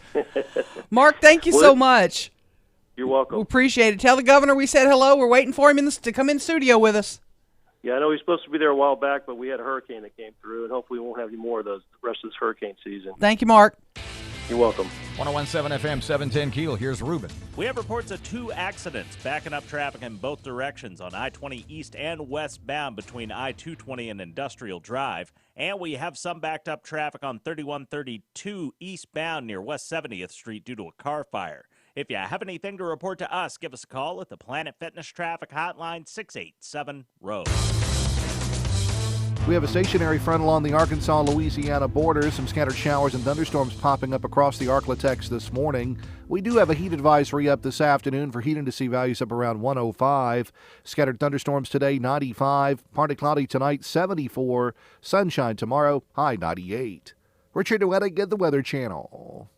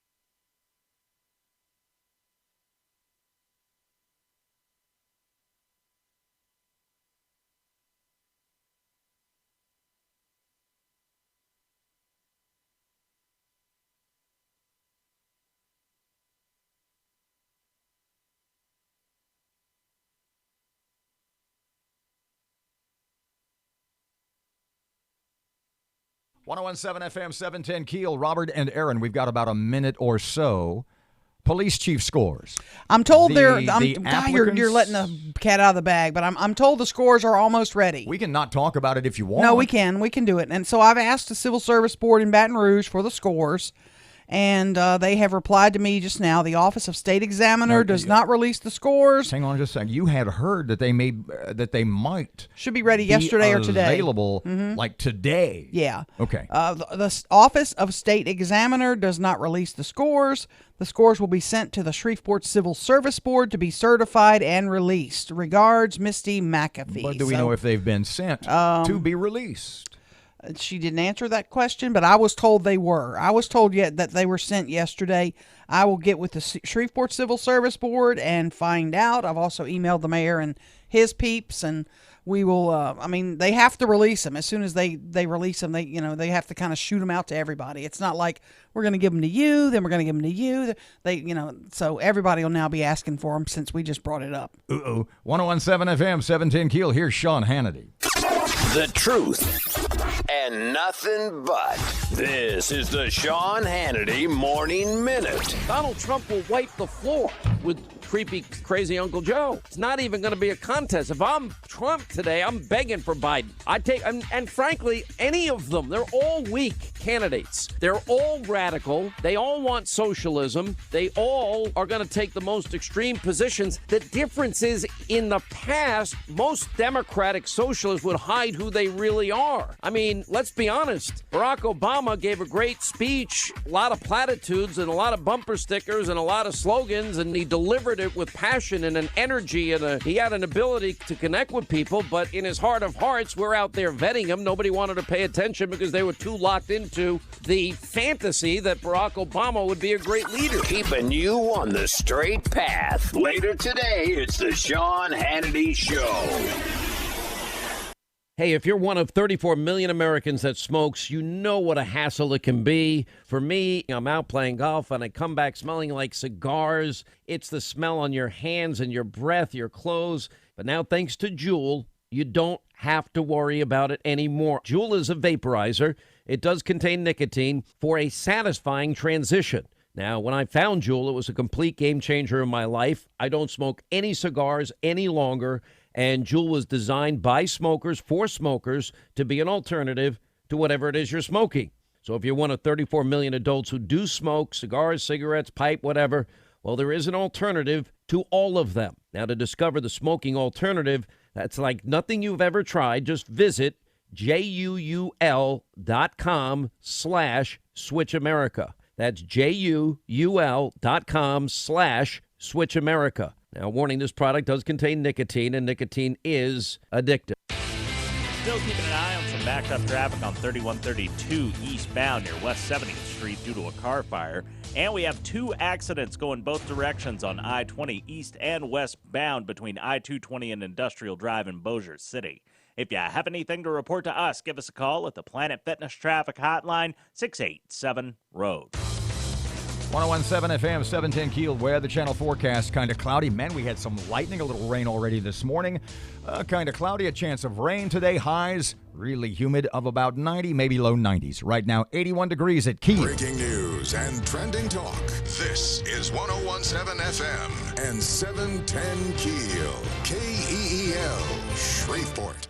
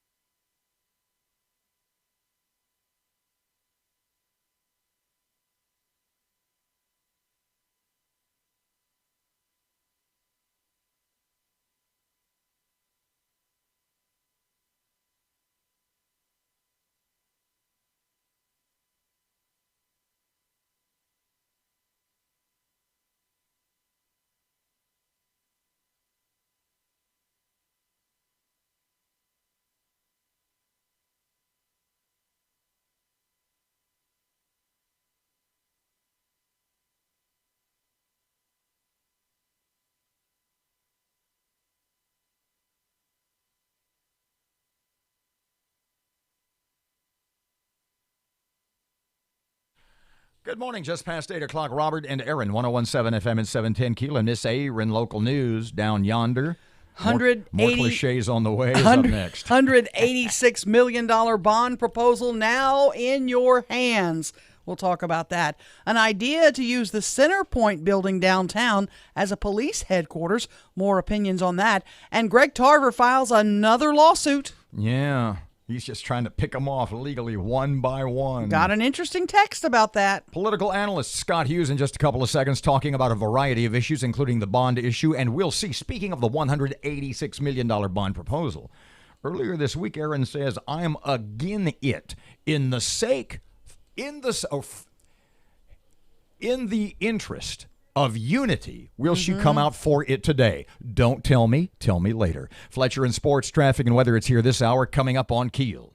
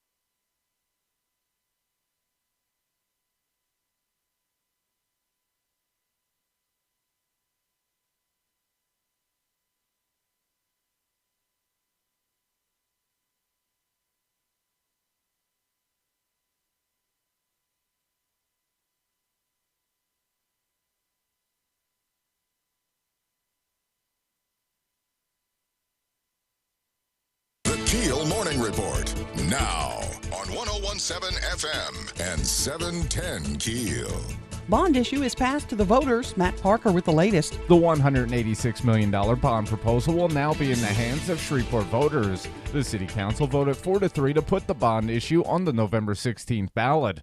Those who voted for the bond say we have needs that must be addressed. Those against say that the process was rushed and not enough information was given. Now that the measure has passed the council, Mayor Perkins will try to sell it to voters. The mayor had this message for residents. This bond will address the immediate needs that I saw when I came into office, that we feel every day on our roads, that we feel every day when public safety in our city seems to be going out the window. This bond addresses those immediate needs.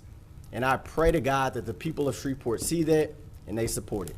One idea floated is to use the Center Point Energy building on Milam as a police headquarters. But Liz Swain with the DDA says there are a lot of problems with that idea.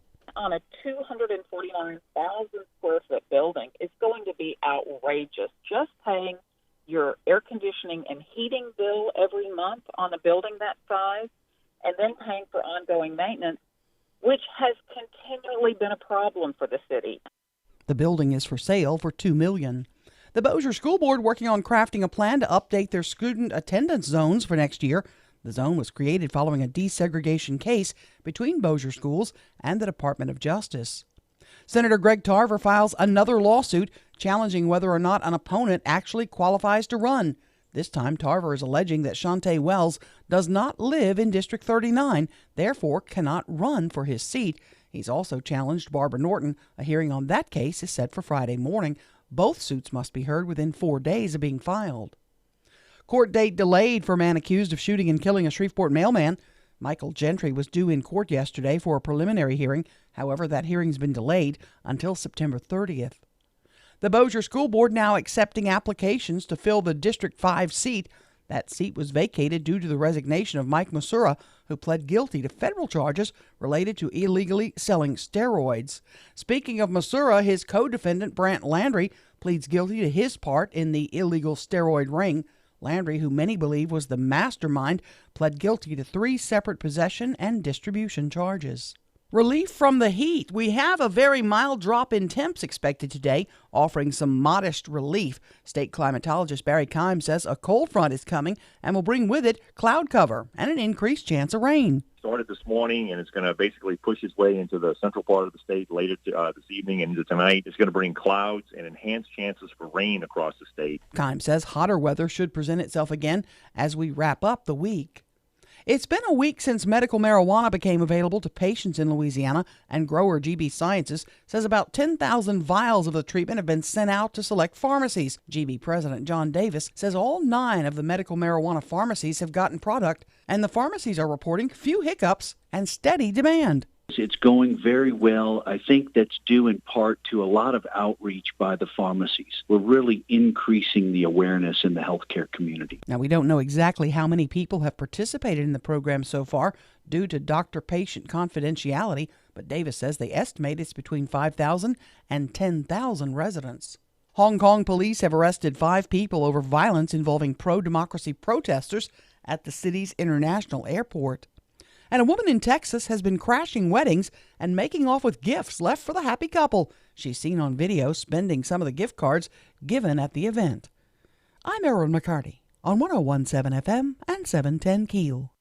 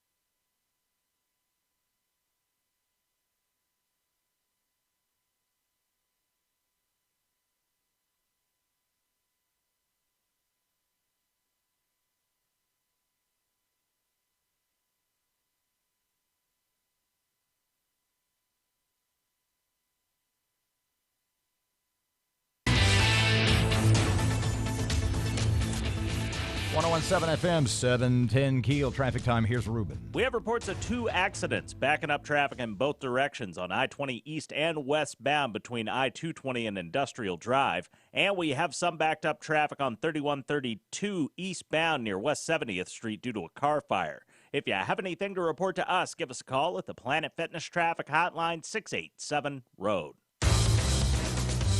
We have a stationary front along the Arkansas-Louisiana border. Some scattered showers and thunderstorms popping up across the Arklatex this morning. We do have a heat advisory up this afternoon for heat indice values up around 105. Scattered thunderstorms today, 95. Partly cloudy tonight, 74. Sunshine tomorrow, high 98. Richard Duettig at the Weather Channel.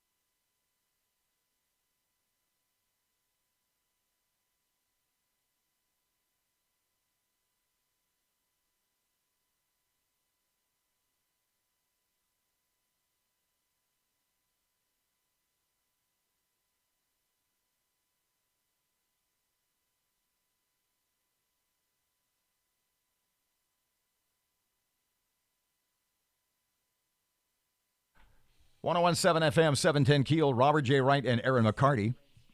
KEEL app is a free download from Office Furniture Source. We'll touch on this in more detail a bit later in the hour. Oh, boy. Evidently, we are being castigated on Facebook. Castigated. Get a sense of humor, people. Good God. Should Mayor Adrian Perkins Jesus. grow, hey. Holy moly. Grow his beard back. Have a little fun today, folks. Come on. We'll get to that just a bit later. We told you it's not hard breaking news. And Erin is being raked across the coals. St. Sebastian. Who cares about this? So much journalism.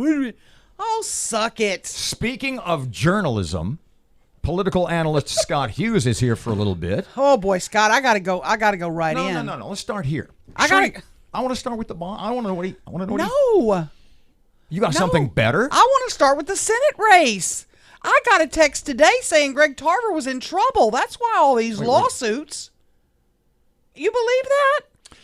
Well, if you're an incumbent and you draw three competitors, you're certainly not happy about the race you're looking forward to. So this doesn't surprise you? Well, I think the issue with Greg, I like his chances to get reelected, even in the field of four. But when you look at the race, Greg normally counts on a lot of the white Republican voters in North Caddo Parish. They realize the seat's going to probably be an African-American Democrat, and in the end, they go with Greg. But when you look at the first round, if he's got two African-American challengers in the city, Strong as we say, ones, yeah. and he's got a Republican male running up in the country, he could get sliced and diced in the primary and not make it through. If he makes it through, I like his chances. But Greg's gonna first of all see if he can eliminate his competitors.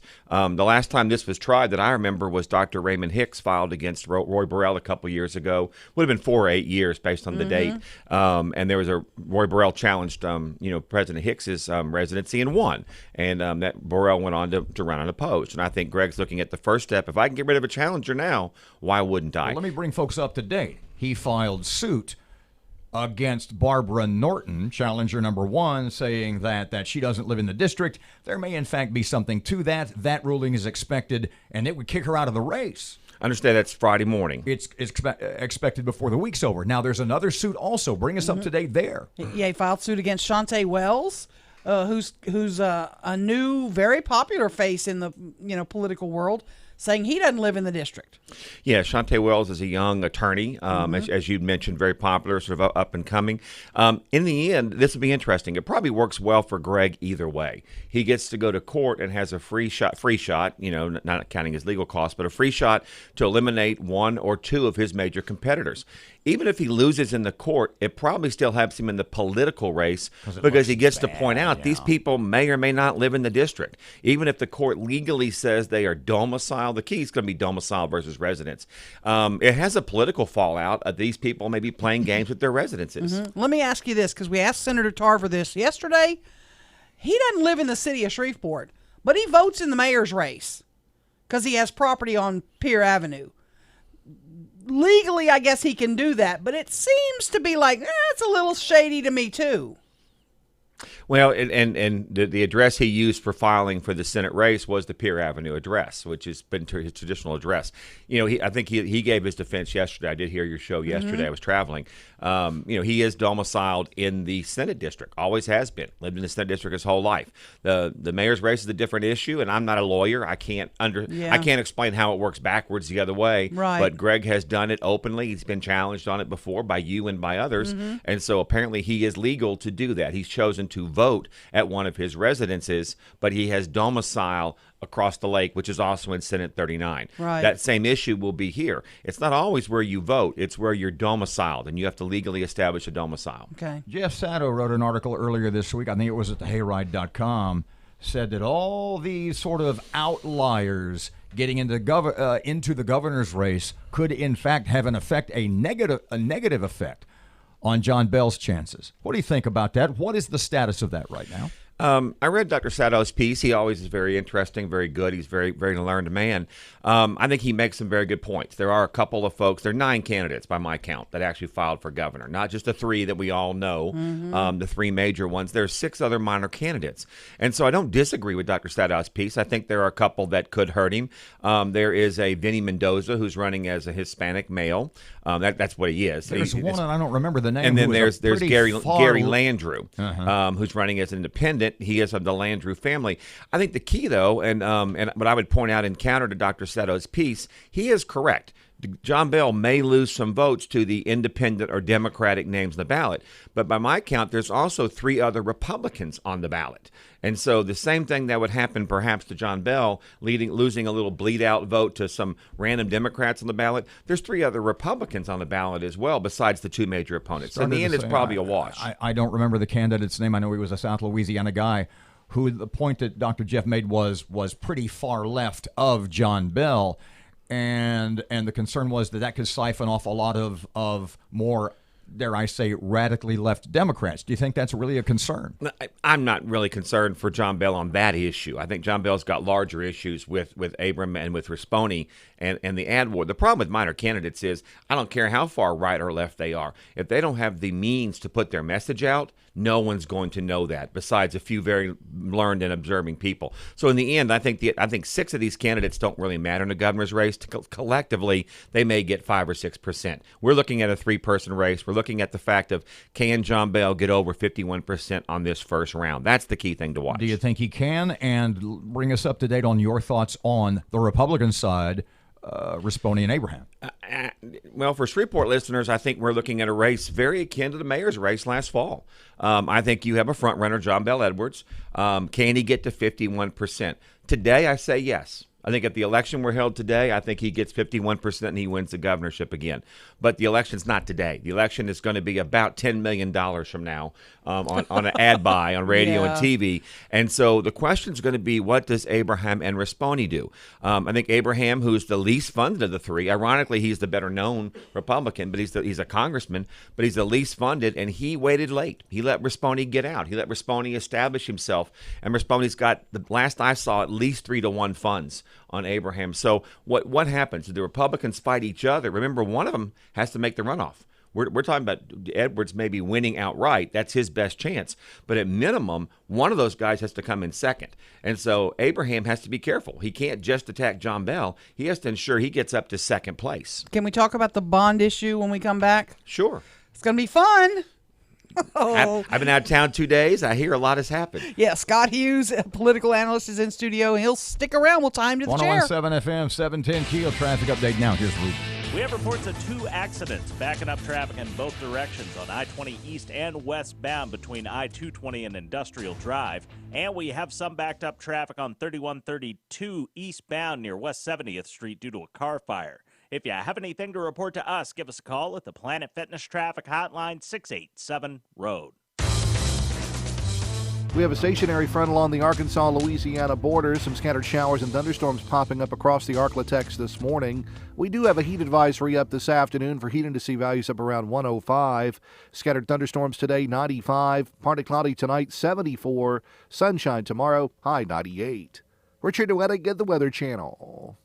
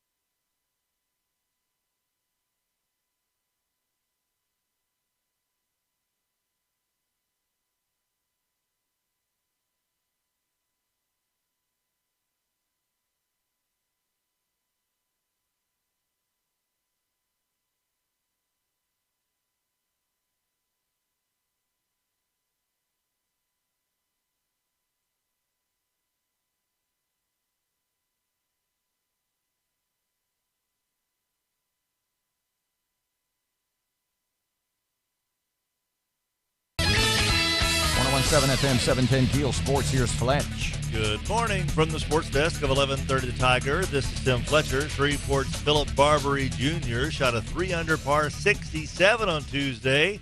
Finished tied for second place in the stroke play portion of the U.S. Amateur in Pinehurst, North Carolina. Barbary, a Byrd alum and LSU senior, will begin match play today with 63 other golfers out in North Carolina. Fellow Byrd alum Charlie Flynn just missed the cut. He was in the field but did not make it into match play after shooting rounds of 81 and 76. The Danny Etling experiment as a wide receiver in New England came to an end when the Super Bowl champs cut the former LSU quarterback. Etling spent last year in New England's practice squad as a quarterback but switched over to wide receiver in training camp this year.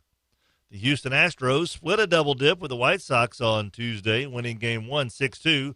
George Springer hit the first pitch of the day out of the ball yard to get things rolling for the Astros before dropping Game 2 of the double dip 4-1. The Rangers were shut out 3-0 by Toronto, with all of the Blue Jays runs coming on solo home runs. From the sports desk of 1130 The Tiger, this is Tim Fletcher.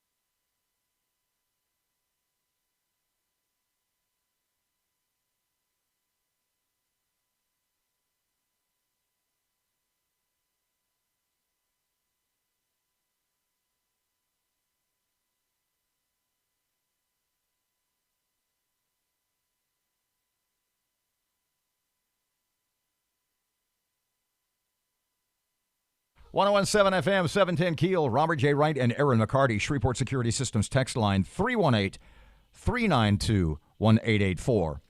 Political analyst, just smart guy in general, Scott Hughes, and damn well dressed, let me be the second to say.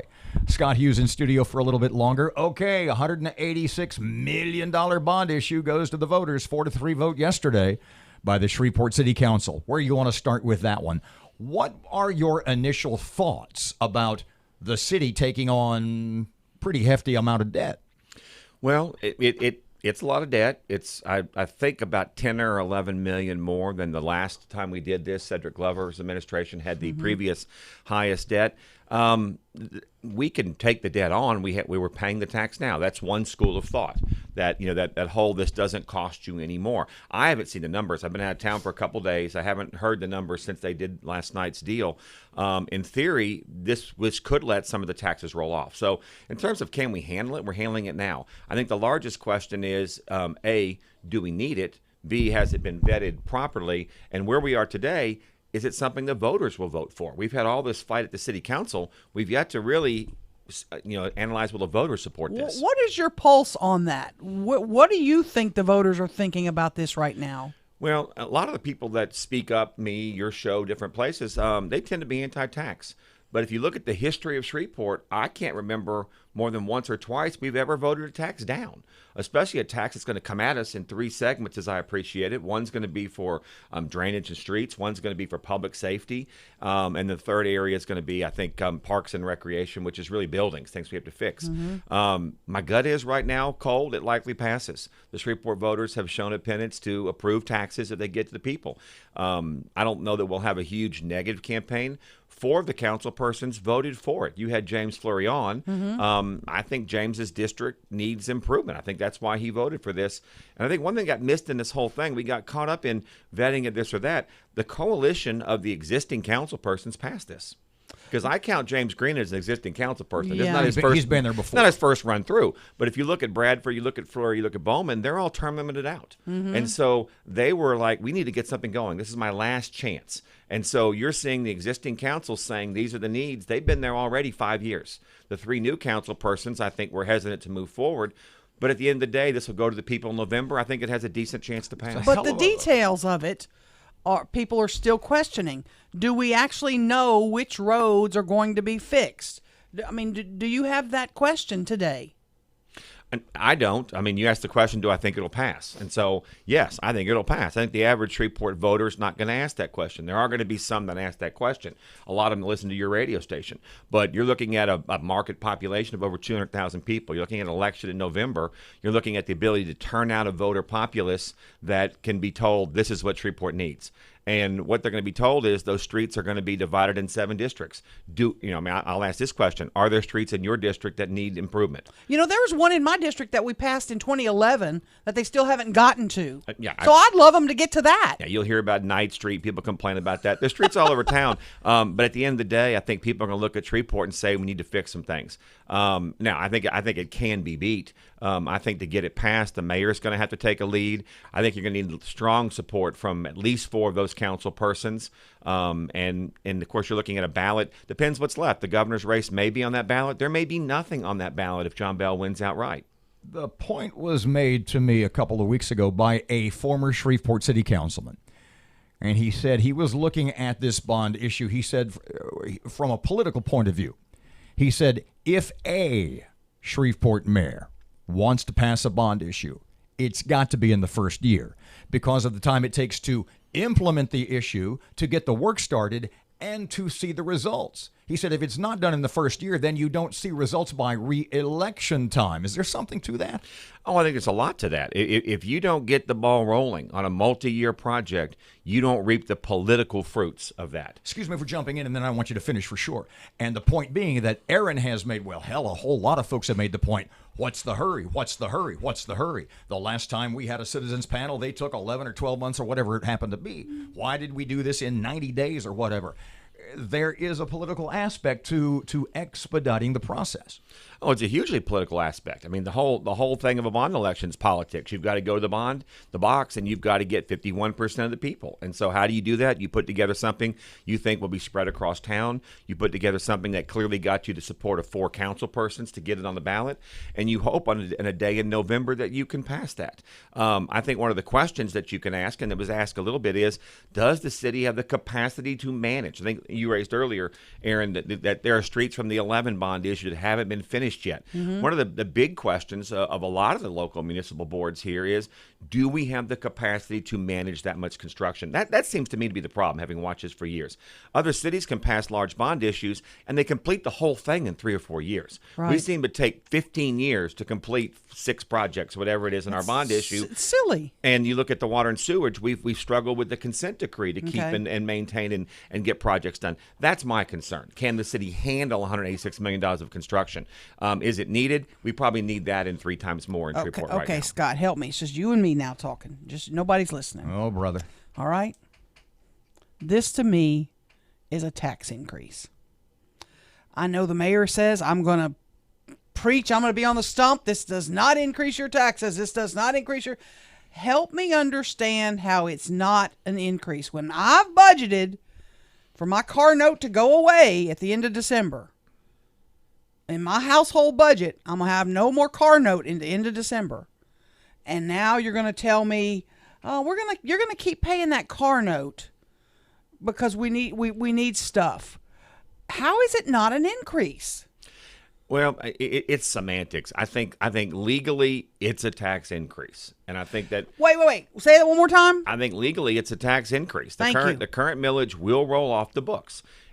We are, if this is successful in November, we would be voting another tax, a new tax on the books that would come in at or below the same level. So this marketing aspect of this angle, saying that it will not increase your taxes, that's comparing tax year over tax year. Mm-hmm. This issue actually was, I think, fought in the courts a couple years ago. I think John Settle, who you have on your show frequently, John challenged the Bossier School Board on this similar language and this similar issue of renewal versus tax.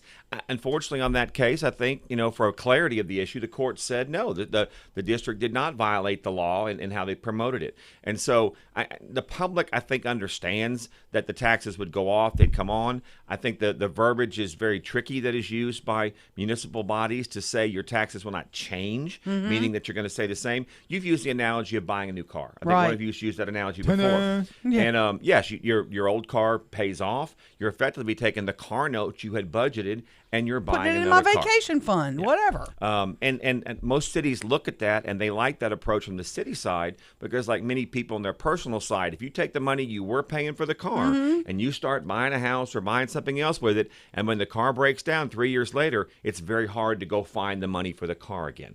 I think the problem we have in municipals, and particularly in Shreveport, is we're taking the money we were paying for one thing. We're going to buy a lot of new, more shiny things. But I think, as Liz Swain has beautifully said, we're not putting the money in to maintain that old car. And so it is going to get old. And so we get to the situation where the police station is now not usable. The only answer seems to be buy a new police station. We're not addressing why didn't we take care of the old police station? I think that's a question voters will look at. But right now, cold, I think the bond issue probably passes. Political analyst Scott Hughes, great stuff as always. Thank you for your time. Thank you all. 101.7 FM, 710 KEEL Local News next. Here's Ruben. Still keeping a close eye on those 2 major accidents blocking up traffic on I-20 east and westbound near the I-220 interchange. And we have another major accident on I-20 eastbound near I-49 south.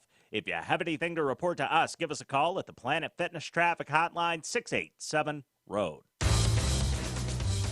We have a stationary front along the Arkansas-Louisiana border. Some scattered showers and thunderstorms popping up across the Arklatex this morning. We do have a heat advisory up this afternoon for heat and to see values up around 105. Scattered thunderstorms today, 95. Partly cloudy tonight, 74. Sunshine tomorrow, high 98. Richard Duettig at the Weather Channel.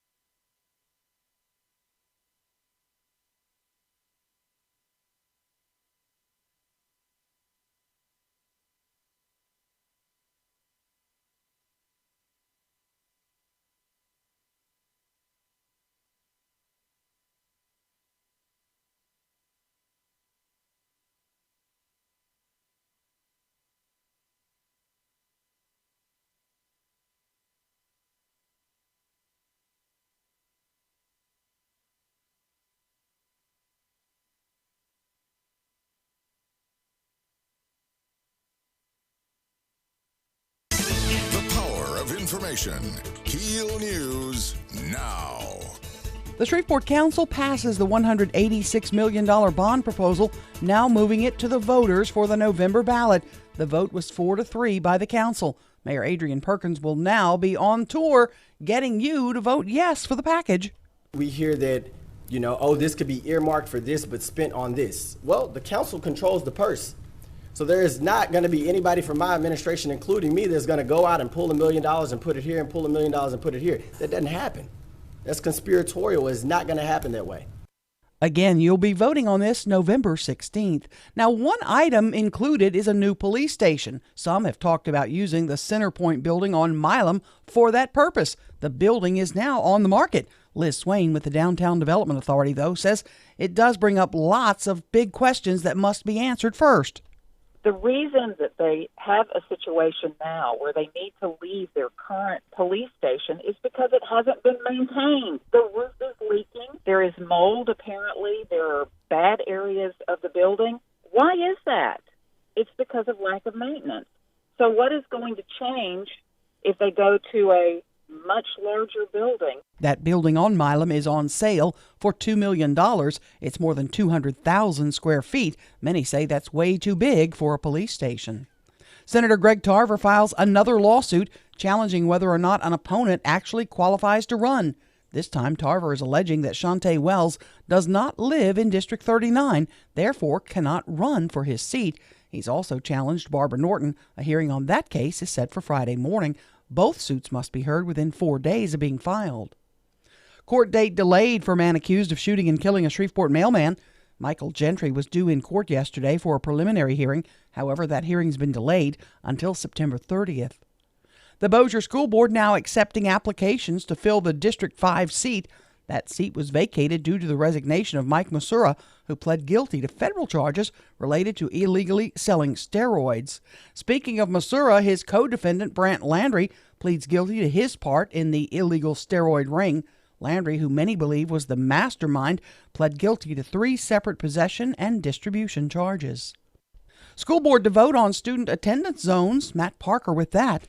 The Bossier Parish School Board is working on crafting a plan to update their student attendance zone for next school year. The student zone was created following a desegregation case between Bossier Parish schools and the U.S. Department of Justice. The new plan will maximize racial diversity, minimize use of temporary buildings, and reduce student transportation times. The board is expected to debut and vote on the plan at a meeting tomorrow before submitting it to the court for final approval.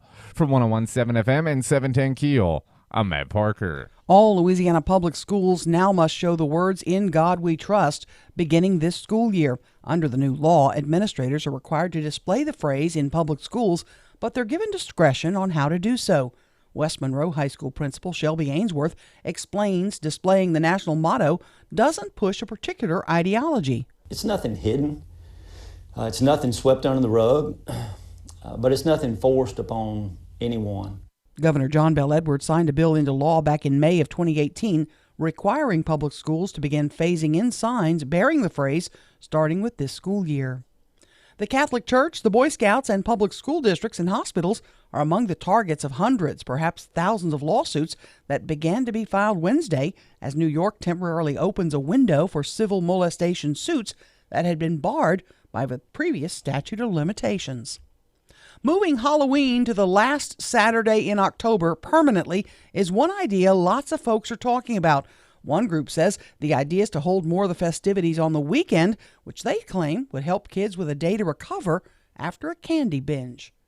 I'm Erin McCarty on 101.7 FM and 710 KEEL.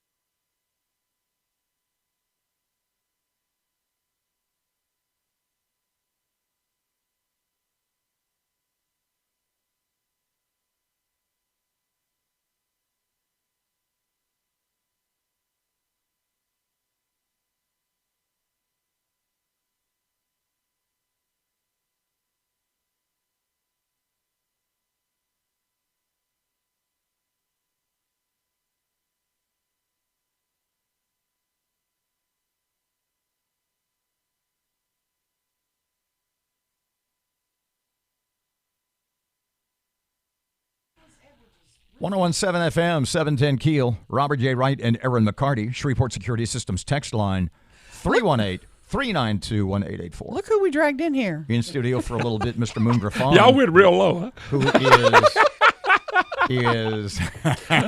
By the way, I just want to let y'all know, I asked you guys both to come on with me on my show the next hour. I just want to let people know I really did ask y'all, and I'm probably going to get one of the two. But because I always wanted to interview the interviewers.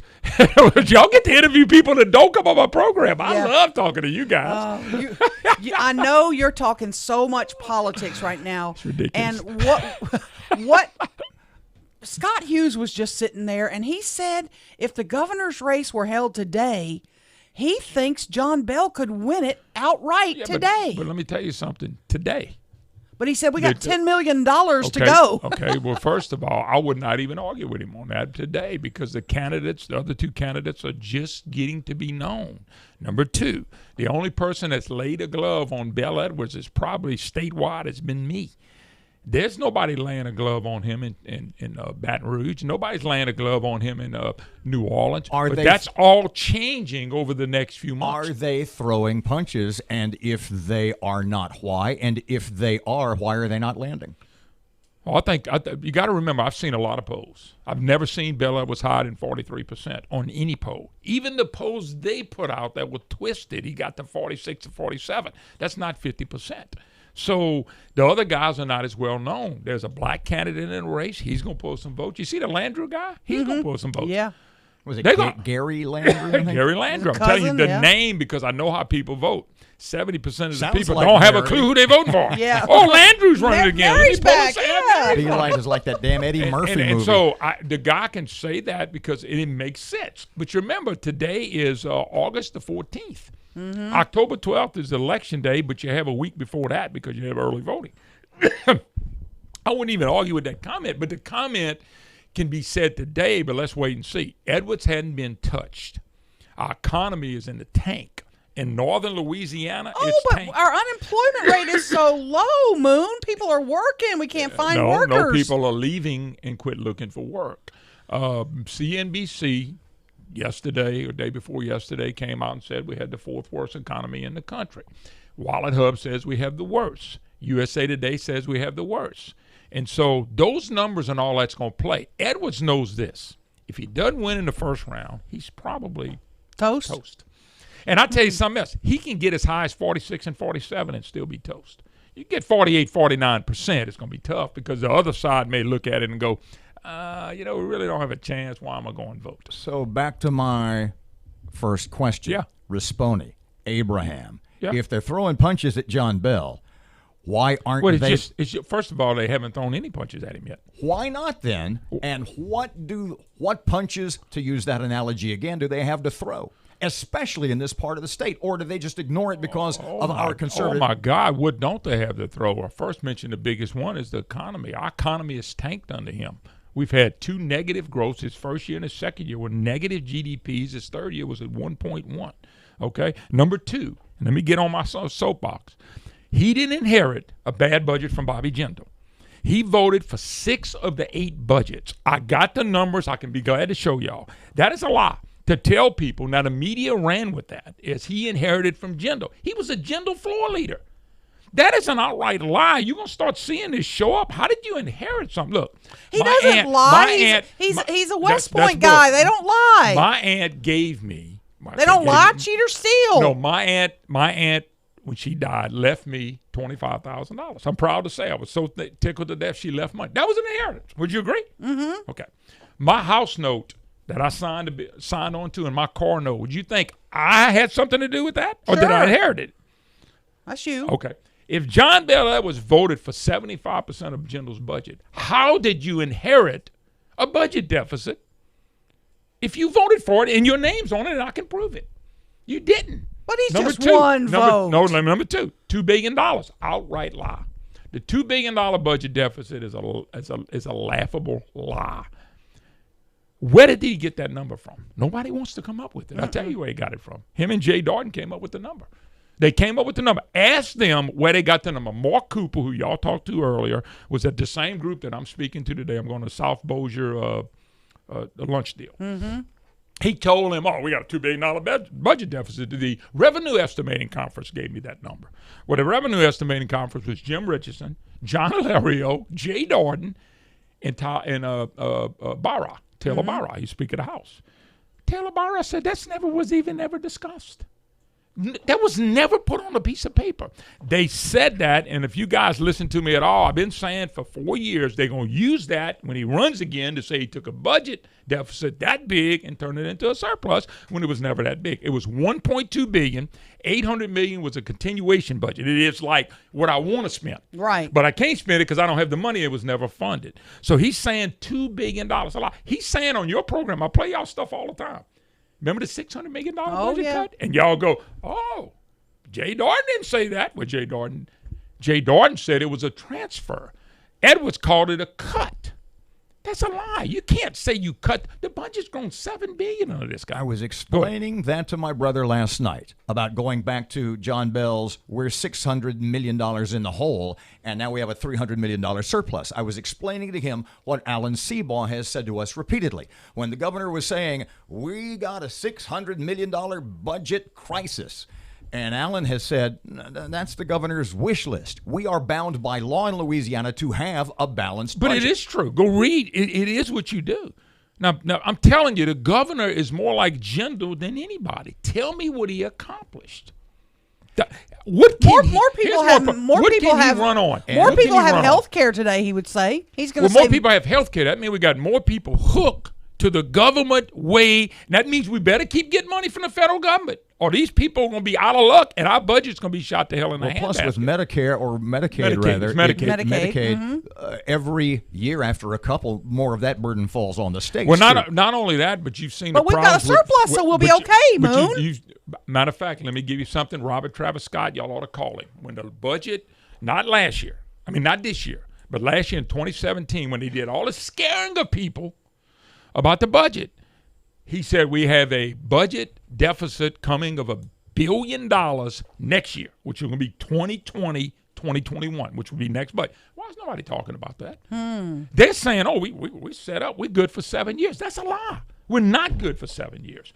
LSU, our flagship station, would you agree with that? LSU says they're 3% short in their budget this starting fall.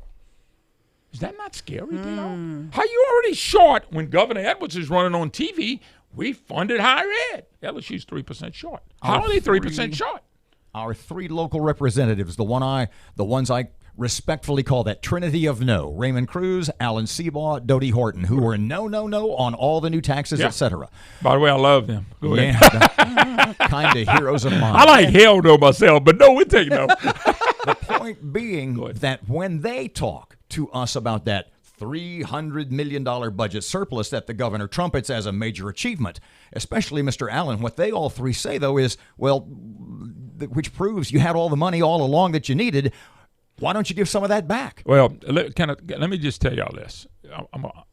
$352 million of the money that we got, which is recognized now, is from the Donald Trump tax cut. We used to write our state taxes off of the federal government. You can't do it anymore, so the state got that money. That's $352 million they'll get every year now that we used to get back. We don't get it back anymore. It goes to the state. Nobody wants to talk about that. That's $352 million, just that. Okay? And we got to understand that not only did we get overtaxed, we got that added money. But I learned this the other day, and you tell me if I'm wrong, and I'm willing to listen. I noticed a big thing. If you have a spending problem, you're going to always have revenue problem. Always. Think about what I'm saying. If you're at your house, Erin's got 3 car notes and got a house and got a condo, and she can't pay her bills. Broke. Okay? But she says she has a revenue problem. She does have a revenue problem. If she wants to keep spending at the level we're spending. And there's our problem. We will never, you can change up anything you want to. You can have a constitutional convention. You can change different ways to get taxes. If you have a spending problem, you will always have a revenue problem. And the state of Louisiana, since I can remember, has a revenue problem because we have a spending problem. And we got a priority problem too, Robert. We got a priority problem of how we spend the money. There's our big problem. Moon Griffon on KEEL every weekday morning, 9 till 11 from our palatial Town Square Media Studios today. I'm here today. I'm glad. You've got a lunch date, a speaking engagement. What you going to do today? Who's on? We do have Alan Mills is running against Gaddy's going to be in, which is an interesting race. We've got some stuff to talk about with the Gumbo Pack, which I think is the filthiest pack out there. It's always been the Hit and Responi and Abraham. Mm-hmm. And I think it's interesting that this pack, which beat up Vitter, by the way, too. You're going to see the governor today. Wow. Isn't he going to be here today at that event? He's at another event. While I'm speaking, he's speaking. Okay. I think I didn't pay attention to that. So y'all aren't going to run into each other? Well, no, probably won't get to run him. It's a different venue that I'm speaking at. But I did get a text from Ryan Gaddy saying he's sorry he had to go to that speaking engagement. Oh, boy. Maybe y'all will pop in the same restaurant or something today. And I don't mind. I sat down with the governor, not this past February, but February before last, at the governor's mansion for about 2 hours, and Mark Cooper was there.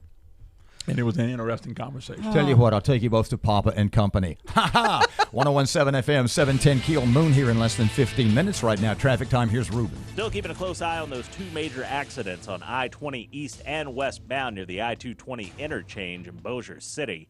And we have another major accident on I-20 eastbound near I-49 south. If you have anything to report to us, please give us a call at the Planet Fitness Traffic Hotline, 687-ROAD.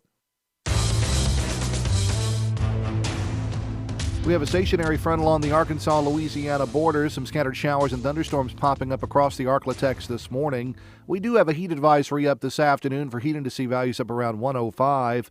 Scattered thunderstorms today, 95. Partly cloudy tonight, 74. Sunshine tomorrow, high 98. Richard Duettig at the Weather Channel.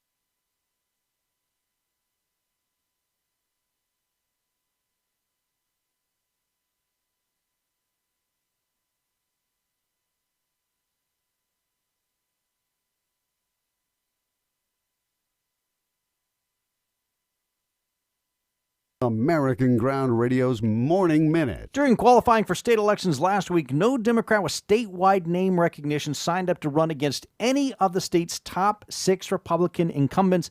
Several of the Democrats who did qualify haven't even raised a single dollar for their campaign. Well, that's because the number of registered Democrats in Louisiana has continued to shrink since Edwards became governor in January of 2016, and the Republican majority has continued to widen. Over the weekend, the Baton Rouge Advocate said Democrats have become an endangered species throughout the Deep South in recent years. Well, maybe this fall, perhaps John Bell will make them all extinct. American Ground Radio, where building a better America begins with building a better us.